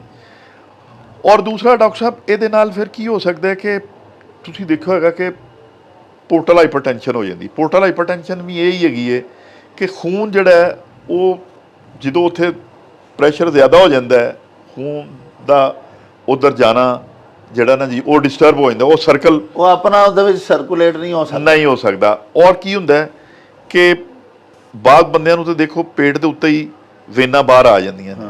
ਠੀਕ ਹੈ ਨਾ ਜੀ। ਕਿ ਬਾਅਦ ਬੰਦਿਆਂ ਦਾ ਹੁੰਦਾ ਕਿ ਅੰਦਰ ਜਿਹੜਾ ਸਾਡਾ ਮਿੱਦਾ ਹੈ ਔਰ ਜਿਹੜੀ ਖੁਰਾਕ ਵਾਲੀ ਨਾਲੀ ਹੈ, ਇਹਦੇ ਵਿੱਚ ਵੇਰੀਸਿਸ ਆ ਜਾਂਦੀਆਂ ਨੇ, ਜਿਸ ਤਰ੍ਹਾਂ ਖੂਨ ਦੀਆਂ ਨਾਲੀਆਂ, ਫਿਰ ਉਹ ਵੇ ਕਿ ਉਹ ਬਲੀਡ ਕਰਨੀਆਂ ਸ਼ੁਰੂ ਕਰ ਦਿੰਦੀਆਂ ਨੇ। ਤੁਸੀਂ ਦੇਖਿਆ ਹੋਏਗਾ ਕਿ ਜਿਹੜੇ ਇਸ ਤਰ੍ਹਾਂ ਦੇ ਮਰੀਜ਼ ਨੇ ਉਹਨਾਂ ਨੂੰ ਖੂਨ ਦੀਆਂ ਉਲਟੀਆਂ ਆਉਣੀਆਂ ਸ਼ੁਰੂ ਹੋ ਜਾਂਦੀਆਂ ਨੇ, ਕਾਲੇ ਪਖਾਨੇ ਆਉਣੇ ਸ਼ੁਰੂ ਹੋ ਜਾਂਦੇ ਨੇ, ਜਿਹਦੇ ਵਾਸਤੇ ਕਿ ਉਹਨਾਂ ਨੂੰ ਐਂਡੋਸਕੋਪੀ ਕਰਵਾਉਣੀ ਪੈਂਦੀ ਹੈ ਔਰ ਦਵਾਈਆਂ ਖਾਣੀਆਂ ਪੈਂਦੀਆਂ ਨੇ। ਫਿਰ ਡਾਕਟਰ ਸਾਹਿਬ ਇਹਦੇ ਵਿੱਚ ਇਹ ਹੈ ਕਿ ਇਹ ਅਗਰ ਇਹਨੂੰ ਤੁਸੀਂ ਟਰੀਟ ਨਾ ਕਰੋ ਤੇ ਇਹ ਲਿਵਰ ਜਿਹੜਾ ਨਾ ਜੀ, ਫਿਰ ਜਦੋਂ ਉਹ ਸਮਝਦਾ ਕਿ ਮੇਰੇ ਕੋਲ ਹੁਣ ਭਾਰ ਨਹੀਂ ਵਡਾਇਆ ਜਾਂਦਾ ਤੇ ਫਿਰ ਉਹ ਆਪਣਾ ਭਾਰ, ਬਾਕੀ ਜਿਹੜਾ ਸਿਸਟਮ ਹੈ ਸਾਰਾ ਉਹ ਡਾਇਵਰਟ ਹੋ ਜਾਂਦਾ ਕਿਡਨੀ ਦੀ ਤਰਫ, ਤੇ ਗਲੋਮੈਰੂਲੋਨੇਫਰਾਈਟਿਸ ਹੋ ਜਾਂਦਾ ਹੈ। ਕਿਡਨੀ ਵੀ ਜਿਹੜੇ ਨੇ ਉਹ ਵੀ ਮੁਤਾਸਰ ਹੋ ਜਾਂਦੇ ਨੇ, ਜਾਂ ਹੈਪੈਟੋਰੀਨਲ ਸ਼ਟ ਡਾਊਨ ਹੋ ਜਾਂਦਾ, ਜਿਗਰ ਵੀ ਗਿਆ ਤੇ ਗੁਰਦੇ ਵੀ ਗਏ। ਠੀਕ ਹੈ ਨਾ ਜੀ। ਫਿਰ ਡਾਕਟਰ ਸਾਹਿਬ ਬਹੁਤ ਜਿਹੜੀ ਮਕਸਦ ਇਹ ਵੇਖਣ ਚਾਹੀਏ ਕਿ ਜਿਹੜੇ ਹੈਪੇਟਾਈਟਿਸ ਦੇ ਲੋਕ ਹੁੰਦੇ ਨੇ ਨਾ ਜੀ, ਇਹਨਾਂ ਨੂੰ ਕੋ ਇਨਫੈਕਸ਼ਨ ਹੋ ਜਾਂਦੀ ਹੈ, ਕੋ ਵਾਇਰਲ ਇਨਫੈਕਸ਼ਨ ਹੋ ਜਾਂਦੀ ਹੈ, ਯਾਨੀ ਕਿ ਹੈਪੇਟਾਈਟਿਸ ਬੀ ਤੇ ਉਹਦਾ ਚੱਲਦਾ ਹੀ ਪਿਆ ਸੀ ਜੀ, ਤੇ ਹੈਪੇਟਾਈਟਿਸ ਏ ਵੀ ਆ ਗਿਆ। ਹੈਪੇਟਾਈਟਿਸ ਬੀ ਹੈ ਸੀ ਤੇ ਨਾਲ ਹੈਪੇਟਾਈਟਿਸ ਸੀ ਹੋ ਗਿਆ। ਹੈਪੇਟਾਈਟਿਸ ਸੀ ਹੈਗਾ ਸੀ ਤੇ ਨਾਲ ਹੈਪੇਟਾਈਟਿਸ ਈ ਆ ਗਿਆ। ਠੀਕ ਹੈ ਨਾ ਜੀ। ਉਹ ਜਦੋਂ ਇਸ ਤਰ੍ਹਾਂ ਦਾ ਇੱਕ ਗਲਬਾ ਆਉਂਦਾ ਨਾ ਜੀ, ਉਹਦੇ ਨਾਲ ਫਿਰ ਉਹ ਮਰੀਜ਼ ਜਿਹੜਾ ਨਾ ਜੀ ਉਹਦਾ ਤਕਲੀਫਾਂ 'ਚ ਮੁਬਤਲਾ ਹੋ ਜਾਂਦਾ, ਪੇਟ 'ਚ ਪਾਣੀ ਪੈ ਗਿਆ। ਬਿਲਕੁਲ, ਪੇਟ ਦੇ ਵਿੱਚ ਪਾਣੀ ਵੀ, ਪੋਰਟਲ ਹਾਈਪਰਟੈਂਸ਼ਨ ਦੇ ਨਾਲ ਤੁਹਾਨੂੰ ਖੂਨ ਦੀਆਂ ਉਲਟੀਆਂ ਆ ਸਕਦੀਆਂ, ਪੇਟ 'ਚ ਪਾਣੀ ਹੋ ਸਕਦਾ ਹੈ, ਗਨੂਦਗੀ ਬੇਹੋਸ਼ੀ ਹੋ ਸਕਦੀ ਹੈ। ਇਹ ਸਾਰੇ ਮਸਾਇਲ ਜਿਹੜੇ ਨੇ ਉਹਨਾਂ ਦੇ। ਫਿਰ ਡਾਕਟਰ ਸਾਹਿਬ ਇਹ ਕੁਝ ਦਵਾਈਆਂ ਨੇ ਜਿਹੜੀਆਂ ਤੁਹਾਡੇ ਜਿਗਰ ਨੂੰ ਨੁਕਸਾਨ ਦਿੰਦੀਆਂ ਨੇ। ਐਲਕੋਹਲ ਬਹੁਤ ਜ਼ਿਆਦਾ ਤੁਹਾਡੇ ਜਿਗਰ ਨੂੰ ਨੁਕਸਾਨ ਦਿੰਦੀ ਹੈ ਜੀ। ਫਿਰ ਡਾਕਟਰ ਸਾਹਿਬ ਇਹ ਜਿਹੜੇ ਮੁਖਤਲਿਫ ਟੌਕਸਿਕ ਕਲਰ ਨੇ, ਦੇਖੋ ਨਾ ਹੁਣ ਸਾਨੂੰ ਤੇ ਕੋਈ ਪੁੱਛਣ ਵਾਲਾ ਹੀ ਨਹੀਂ ਕਿ ਹਲਵਾਈ ਕਿਹੜੇ ਰੰਗ ਮਿਠਾਈ 'ਚ ਇਸਤੇਮਾਲ ਕਰਦਾ ਪਿਆ, ਆਇਆ ਫੂਡ ਗ੍ਰੇਡ ਹੈ। ਅੱਲਾ ਤੁਹਾਡਾ ਭਲਾ ਕਰੇ। ਗੋਲੇ ਵੇਚਣ ਵਾਲਾ, ਜਿਹਦੇ ਬੱਚੇ ਸਾਡੇ ਕੋਲੋਂ ਪੈਸੇ ਲੈ ਕੇ ਜਾਂਦੇ ਨੇ, ਗੋਲਾ ਚੂਸਦੇ ਨੇ, ਉਹ ਕਿੰਨੇ ਰੰਗਾਂ ਦੇ ਗੋਲੇ ਬਣਾ ਕੇ ਵੇਚੀ ਜਾ ਰਹੇ, ਔਰ ਉਹ ਰੰਗ ਜਿਹੜੇ ਨੇ ਹੋ ਰਹੇ ਉਹ ਕਪੜਾ ਰੰਗਣ ਵਾਲੇ ਰੰਗ ਨੇ, ਕੈਮੀਕਲਸ ਵਾਲੇ ਹੋ ਰਹੇ, ਉਹ ਖਾਣ ਵਾਲੇ ਹੈ ਵੀ ਨੇ, ਔਰ ਉਹ ਸਾਰੇ ਖਾ ਕੇ ਬੱਚੇ ਬਿਮਾਰ। ਇਸੇ ਤਰ੍ਹਾਂ ਬੱਚਿਆਂ ਦੀਆਂ ਕੈਂਡੀਜ਼ ਨੇ, ਫਿਰ ਜਿਹੜੀਆਂ ਕੈਂਡ ਫੂਡ ਹੈਗੀਆਂ ਨੇ, ਫਿਰ ਮਕਸਦ ਇਹ ਹੈ ਕਿ ਇਹ ਜਿਹੜੀਆਂ ਮਕਸਦ ਇਹ ਜੰਕ ਫੂਡ ਵਗੈਰਾ, ਜੰਕ ਫੂਡ ਨੇ, ਜਿਹੜਾ ਅਸੀਂ ਜ਼ੁਲਮ ਪੋਲਟਰੀ ਦੇ ਨਾਲ ਕਰਨੇ ਪਏ ਆ, ਅਸੀਂ ਉਹਨਾਂ ਨੂੰ ਬੇਤਹਾਸ਼ਾ ਮਕਸਦ ਇਹ ਹੈ ਕਿ ਐਂਟੀਬਾਇਓਟਿਕ, ਸਟੀਰਾਇਡਸ ਵਗੈਰਾ ਦੇ ਕੇ ਉਹਨਾਂ ਦਾ ਵਜ਼ਨ ਵਧਾਉਂਦੇ ਪਏ ਆ। ਫਿਰ ਬਹੁਤ ਸਾਰੇ ਕੈਮੀਕਲਸ ਨੇ ਜਿਹੜੇ ਅਸੀਂ ਖਾਦ ਦੇ ਤੌਰ ਦੇ ਉੱਤੇ ਪਾਉਂਦੇ ਪਏ ਆ। ਫਿਰ ਬਹੁਤ ਸਾਰੇ ਪੈਸਟੀਸਾਈਡ ਨੇ ਜਿਹੜੇ ਅਸੀਂ ਜ਼ਰਈ ਜ਼ਮੀਨਾਂ ਦੀਆਂ ਸੁੰਡੀਆਂ ਨੂੰ ਮਾਰਨ ਵਾਸਤੇ ਕਰਨੇ ਪਏ, ਉਹ ਸਾਰੀਆਂ ਜ਼ਮੀਨ 'ਚ ਜਾਂਦੀਆਂ ਪਈਆਂ। ਔਰ ਉਹ ਜਿਹੜਾ ਅੰਡਰ ਵਾਟਰ ਟੇਬਲ ਹੈ ਸਾਡਾ, ਜਿਹੜਾ ਕਿ ਬਿਲਕੁਲ ਹੀ ਅਸੀਂ ਜਿਹਨੂੰ ਖੁਦ ਜ਼ਹਿਰ ਆਲੂਦ ਕਰਨੇ ਪਏ ਆ, ਉਹ ਖਾਂਦੇ ਪਏ ਆ। ਇਹ ਵਾਲੀਆਂ ਚੀਜ਼ਾਂ ਵੀ ਡਾਕਟਰ ਸਾਹਿਬ ਜਿਹੜੀਆਂ ਨੇ, ਇਹ ਵੀ ਜ਼ਹਿਰੇ ਕਾਤਲ ਨੇ ਜਿਗਰ ਦੇ ਵਾਸਤੇ। ਡਾਕਟਰ ਸਾਹਿਬ ਮੇਰੇ ਇੱਕ ਦੋਸਤ ਨੇ, ਜ਼ਿਮੀਂਦਾਰ ਨੇ, ਕਾਸ਼ਤਕਾਰੀ ਕਰਦੇ ਨੇ, ਇੱਕ ਦਿਨ ਮੈਂ ਉਹਨਾਂ ਦੇ ਡੇਰੇ ਤੇ ਬੈਠਾ ਆਇਆ ਤੇ ਸਲਾਬ ਜਿਹਾ ਆਇਆ ਸਰ ਆਲੇ ਦੁਆਲੇ, ਤੇ ਮੈਂ ਆਖਿਆ ਕਿ ਅੱਜ ਕੱਲ੍ਹ ਸਾਉਣ ਭਾਦਰੋਂ 'ਚ ਬੜਾ ਸਲਾਬ ਆ ਜਾਂਦਾ ਤੇ ਹਰ ਜ਼ਮੀਨ ਦੀ ਹਰ ਖੁੱਡ 'ਚ, ਹਰ ਮੋਰੀ 'ਚ, ਹਰ ਸੁਰਾਖ 'ਚ ਪਾਣੀ ਵੜ ਜਾਂਦਾ। ਤੇ ਮੈਂ ਕਿਹਾ ਇੱਥੇ ਸੱਪ ਸੁੱਪ ਤੇ ਤੁਹਾਡੇ ਡੇਰੇ ਦੇ ਉੱਤੇ ਚਾੜਨ ਦੇ ਹੋਣਗੇ, ਸੁੱਕੀ ਜਗ੍ਹਾ ਵੇਖ ਕੇ। ਡੇਰਾ ਜ਼ਰਾ ਕੋ ਉੱਚਾ ਸੀ, ਬਾਕੀ ਸਾਰੇ ਜਿਹੜੇ ਸਨ ਨਾ ਜੀ ਨਸ਼ੇਬੀ ਸੀ ਜਗ੍ਹਾ, ਤੇ ਉੱਥੇ ਪਾਣੀ ਖੜਾ ਸੀ ਖੇਤਾਂ ਦੇ ਵਿੱਚ। ਉਹ ਹਾਜੀ ਸਾਹਿਬ ਜਿਹੜੇ ਕਾਸ਼ਤਕਾਰ ਨੇ, ਸਾਡੇ ਦੋਸਤ ਨੇ, ਉਹਨਾਂ ਆਖਿਆ ਜੀ ਕਿ ਪਹਿਲੇ ਕਦੀ ਵਾਕਈ ਸੱਪ ਸੁੱਪ ਸਾਡੇ ਪੈਲੀਆਂ 'ਚ ਇੱਥੇ ਆ ਜਾਂਦੇ ਹਨ, ਡੇਰੇ 'ਤੇ ਵੀ ਚੜ੍ਹ ਆਉਂਦੇ ਹਨ ਕੀੜੇ, ਅਸੀਂ ਮਾਰ ਦਿੰਦੇ ਸੀ। ਉਹਨਾਂ ਕਿਹਾ ਹੁਣ ਅਰਸਾ ਹੀ ਹੋ ਗਿਆ, ਕਈ ਸਾਲਾਂ ਤੋਂ ਸਾਡੇ ਇਸ ਇਲਾਕੇ ਦੇ ਵਿੱਚ ਕਦੀ ਅਸਾਂ ਸੱਪ ਹੀ ਨਹੀਂ ਵੇਖਿਆ। ਤਾਂ ਮੈਂ ਕਿਹਾ ਜੀ ਕੀ ਵਜ੍ਹਾ? ਉਹਨਾਂ ਆਖਿਆ ਜਿਹੜੇ ਅਸੀਂ ਪੈਸਟੀਸਾਈਡਸ ਇਸਤੇਮਾਲ ਕਰਨੇ ਆ, ਇਹ ਜਿਹੜੇ ਜ਼ਹਿਰੀਲੇ ਸਪਰੇਅ ਕਰਨੇ ਆ ਅਸੀਂ ਫਸਲਾਂ 'ਤੇ, ਉਹਨਾਂ ਕਿਹਾ ਇਹਨਾਂ ਨੇ ਕੋਈ ਸ਼ਾਇਦ ਜ਼ਿੰਦਾ ਛੱਡੀ ਨਹੀਂ ਨਾ। ਇੱਥੇ ਪੈਲੀਆਂ 'ਚ ਕਦੀ ਚੂਹੇ ਹੁੰਦੇ ਸਨ, ਕਦੀ ਸੱਪ ਹੁੰਦੇ ਸਨ, ਕੋਈ 100 ਛੋਟੇ ਮੋਟੇ ਜਾਨਵਰ, ਰੀਂਗਣ ਵਾਲੇ ਕੀੜੇ, ਅੱਲਾ ਪਾਕ ਦੀ ਮਖਲੂਕਾਤ, ਹਰ ਸ਼ੈ ਖਤਮ। ਔਰ ਡਾਕਟਰ ਸਾਹਿਬ ਤੁਹਾਡੇ ਵਰਗੇ ਜਿਹੜੇ ਸਾਡੇ ਲਾਇਕ ਲੋਕ ਮੁਆਲਜੀਨ ਨੇ, ਉਹ ਫਰਮਾਉਂਦੇ ਨੇ ਬੈਂਗਣ ਹੈ ਮਸਲਨ, ਅਸੀਂ ਬੜੇ ਸ਼ੌਕ ਨਾਲ ਬਤਾਊਂ ਖਾਂਦੇ ਹਾਂ ਪਿੰਡਾਂ ਥਾਵਾਂ ਦੇ ਰਹਿਣ ਵਾਲੇ। ਉਹ ਬੜਾ ਇੱਕ ਮੁਆਲ ਜਾਤੀ ਅਸਰਾਤ ਵੀ ਰੱਖਦਾ, ਬੜਾ ਜ਼ਬਰਦਸਤ ਹੈ। ਡਾਕਟਰ ਸਾਹਿਬ ਤੁਸੀਂ ਅਗਰ ਤੁਰਕੀ ਚਲੇ ਜਾਓ ਤੇ ਉਹਨਾਂ ਦਾ ਕੋਈ ਡਿਸ਼ ਇਹਦੇ ਤੋਂ ਬਗੈਰ ਹੈ ਹੀ ਨਹੀਂ, ਹੁੰਦੀ ਨਹੀਂ। ਹੁਣ ਸਰ ਗੋਭੀ ਹੈ, ਬੈਂਗਣ ਹੈ, ਇਸ ਤਰ੍ਹਾਂ ਹੀ ਸਾਰਾ ਸਟ੍ਰਾਬਰੀ ਹੈ। ਸੁਣਿਆ ਸਟ੍ਰਾਬਰੀ ਦੀ ਫਸਲ ਦੇ ਉੱਤੇ ਹੋਰ 10 ਵਾਰੀ ਜ਼ਹਿਰੀਲੀਆਂ ਅਦਵਿਆਤ ਨਾਲ ਉਹਦੇ ਪੱਕਣ ਤੱਕ ਸਪਰੇਅ ਕੀਤੀਆਂ ਜਾਂਦੀਆਂ। ਔਰ ਡਾਕਟਰ ਸਾਹਿਬ ਉਹਨਾਂ ਨੂੰ ਖਾ ਕੇ ਇਨਸਾਨ ਇਹ ਤਵੱਕੋ ਰੱਖੇ ਕਿ ਮੈਂ ਸਿਹਤਮੰਦ ਹੋਵਾਂਗਾ ਜਾਂ ਮੈਨੂੰ ਖਾਧਾ ਪੀਤਾ ਲੱਗੇਗਾ। ਉਹ ਜ਼ਮਾਨੇ ਲੱਦ ਗਏ ਜਦੋਂ ਖੁਰਾਕਾਂ ਬੰਦਿਆਂ ਨੂੰ ਲੱਗਦੀਆਂ ਸਨ। ਹੁਣ ਤੇ ਖੁਰਾਕਾਂ ਖਾ ਕੇ ਤੇ ਬਿਮਾਰੀਆਂ ਲੱਗਦੀਆਂ ਨੇ, ਖੁਰਾਕਾਂ ਨਹੀਂ ਲੱਗਦੀਆਂ। ਤੇ ਡਾਕਟਰ ਸਾਹਿਬ ਜਿਸ ਤਰ੍ਹਾਂ ਤੁਸੀਂ ਫਰਮਾ ਰਹੇ ਹੋ ਕਿ ਸਾਨੂੰ ਕਰਨਾ ਕੀ ਚਾਹੀਦਾ? ਜੀ ਜੀ ਡਾਕਟਰ ਸਾਹਿਬ ਸਭ ਤੋਂ ਪਹਿਲਾਂ ਤੇ ਇਹ ਵੇ ਕਿ ਹਰ ਕਿਸੇ ਦੇ ਨੂੰ ਸੇਫ ਵਾਟਰ ਪੀਣਾ ਚਾਹੀਦਾ। ਵਾਹ, ਸੇਫ ਵਾਟਰ ਕੀ ਹੈ?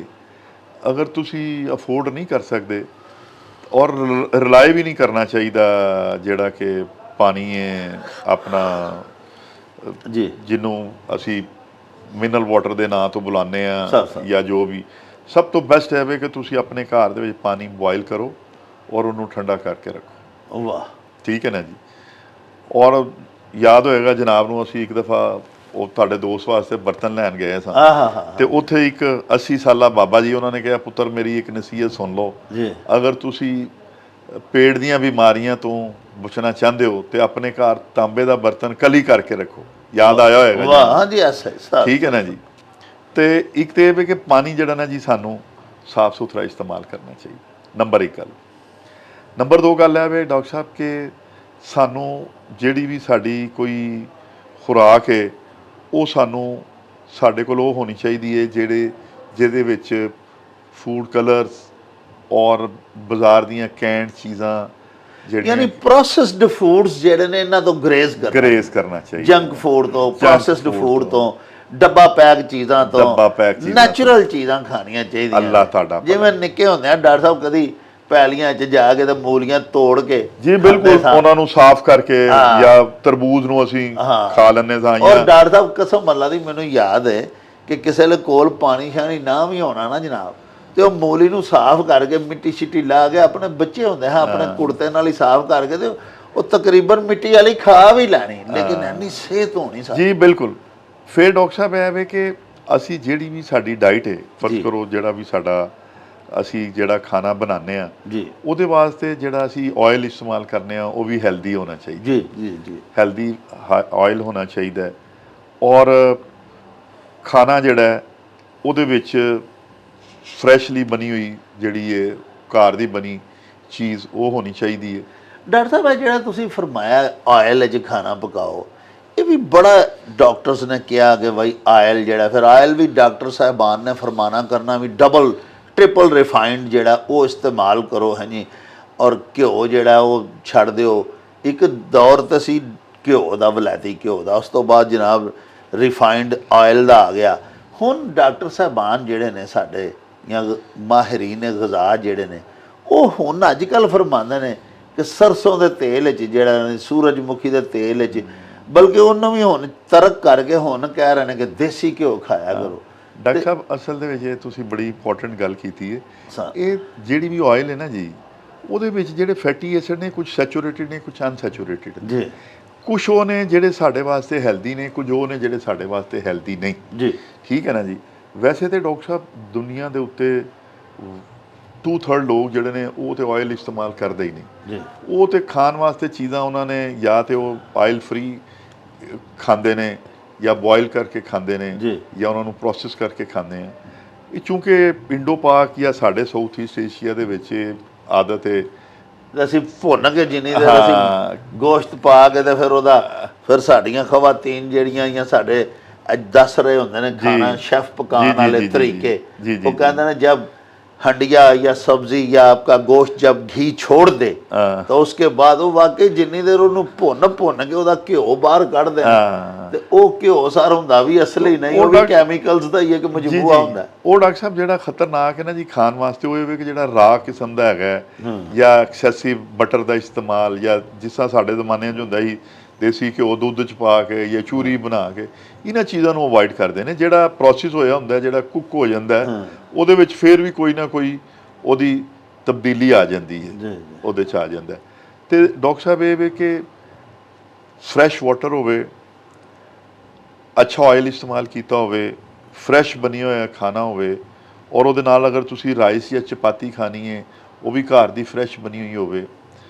ਔਰ ਉਸ ਤੋਂ ਬਾਅਦ ਜਿਹੜਾ ਵੀ ਮੌਸਮ ਦਾ ਤਾਜ਼ਾ ਫਲ ਹੈ, ਕੋਈ ਜ਼ਰੂਰੀ ਨਹੀਂ ਕਿ ਬਹੁਤ ਮਹਿੰਗਾ ਵਾਲਾ ਹੋਵੇ, ਸਸਤਾ ਫਲ ਹੈ ਜਿਹੜਾ, ਫਰਜ਼ ਕਰੋ ਅੱਜ ਕੱਲ੍ਹ ਮੈਂਗੋ ਦਾ ਸੀਜ਼ਨ ਹੈ ਤੇ ਬਾਜ਼ਾਰ ਦੇ ਵਿੱਚ 100 ਰੁਪਏ ਕਿਲੋ ਵੀ ਮੈਂਗੋ ਮਿਲ ਰਿਹਾ ਅੰਬ ਜੀ, ਠੀਕ ਹੈ ਨਾ ਜੀ। ਖਰਬੂਜ਼ਿਆਂ ਦਾ ਸੀਜ਼ਨ ਆਏਗਾ ਤੇ 50 ਰੁਪਏ ਕਿਲੋ ਖਰਬੂਜ਼ੇ ਮਿਲ ਜਾਂਦੇ ਜੀ ਜੀ। ਮਾਲਟੇ ਮਸੰਮੀ ਦਾ ਮੌਸਮ ਆਉਂਦਾ ਤੇ 100-200 ਰੁਪਏ ਦਰਜਨ ਉਹ ਮਿਲ ਜਾਂਦੇ। ਪੀਕ ਸੀਜ਼ਨ ਆਉਂਦਾ ਤੇ ਕੇਲੇ 100 ਰੁਪਏ ਦੇ ਦਰਜਨ ਮਿਲ ਜਾਂਦੇ। ਸਰ ਅਮਰੂਦ, ਆੜੂ, ਬਹੁਤ ਸਾਰੀਆਂ ਬੇਸ਼ੁਮਾਰ ਅੱਲਾ ਦੀਆਂ ਨੇਮਤਾਂ ਨੇ।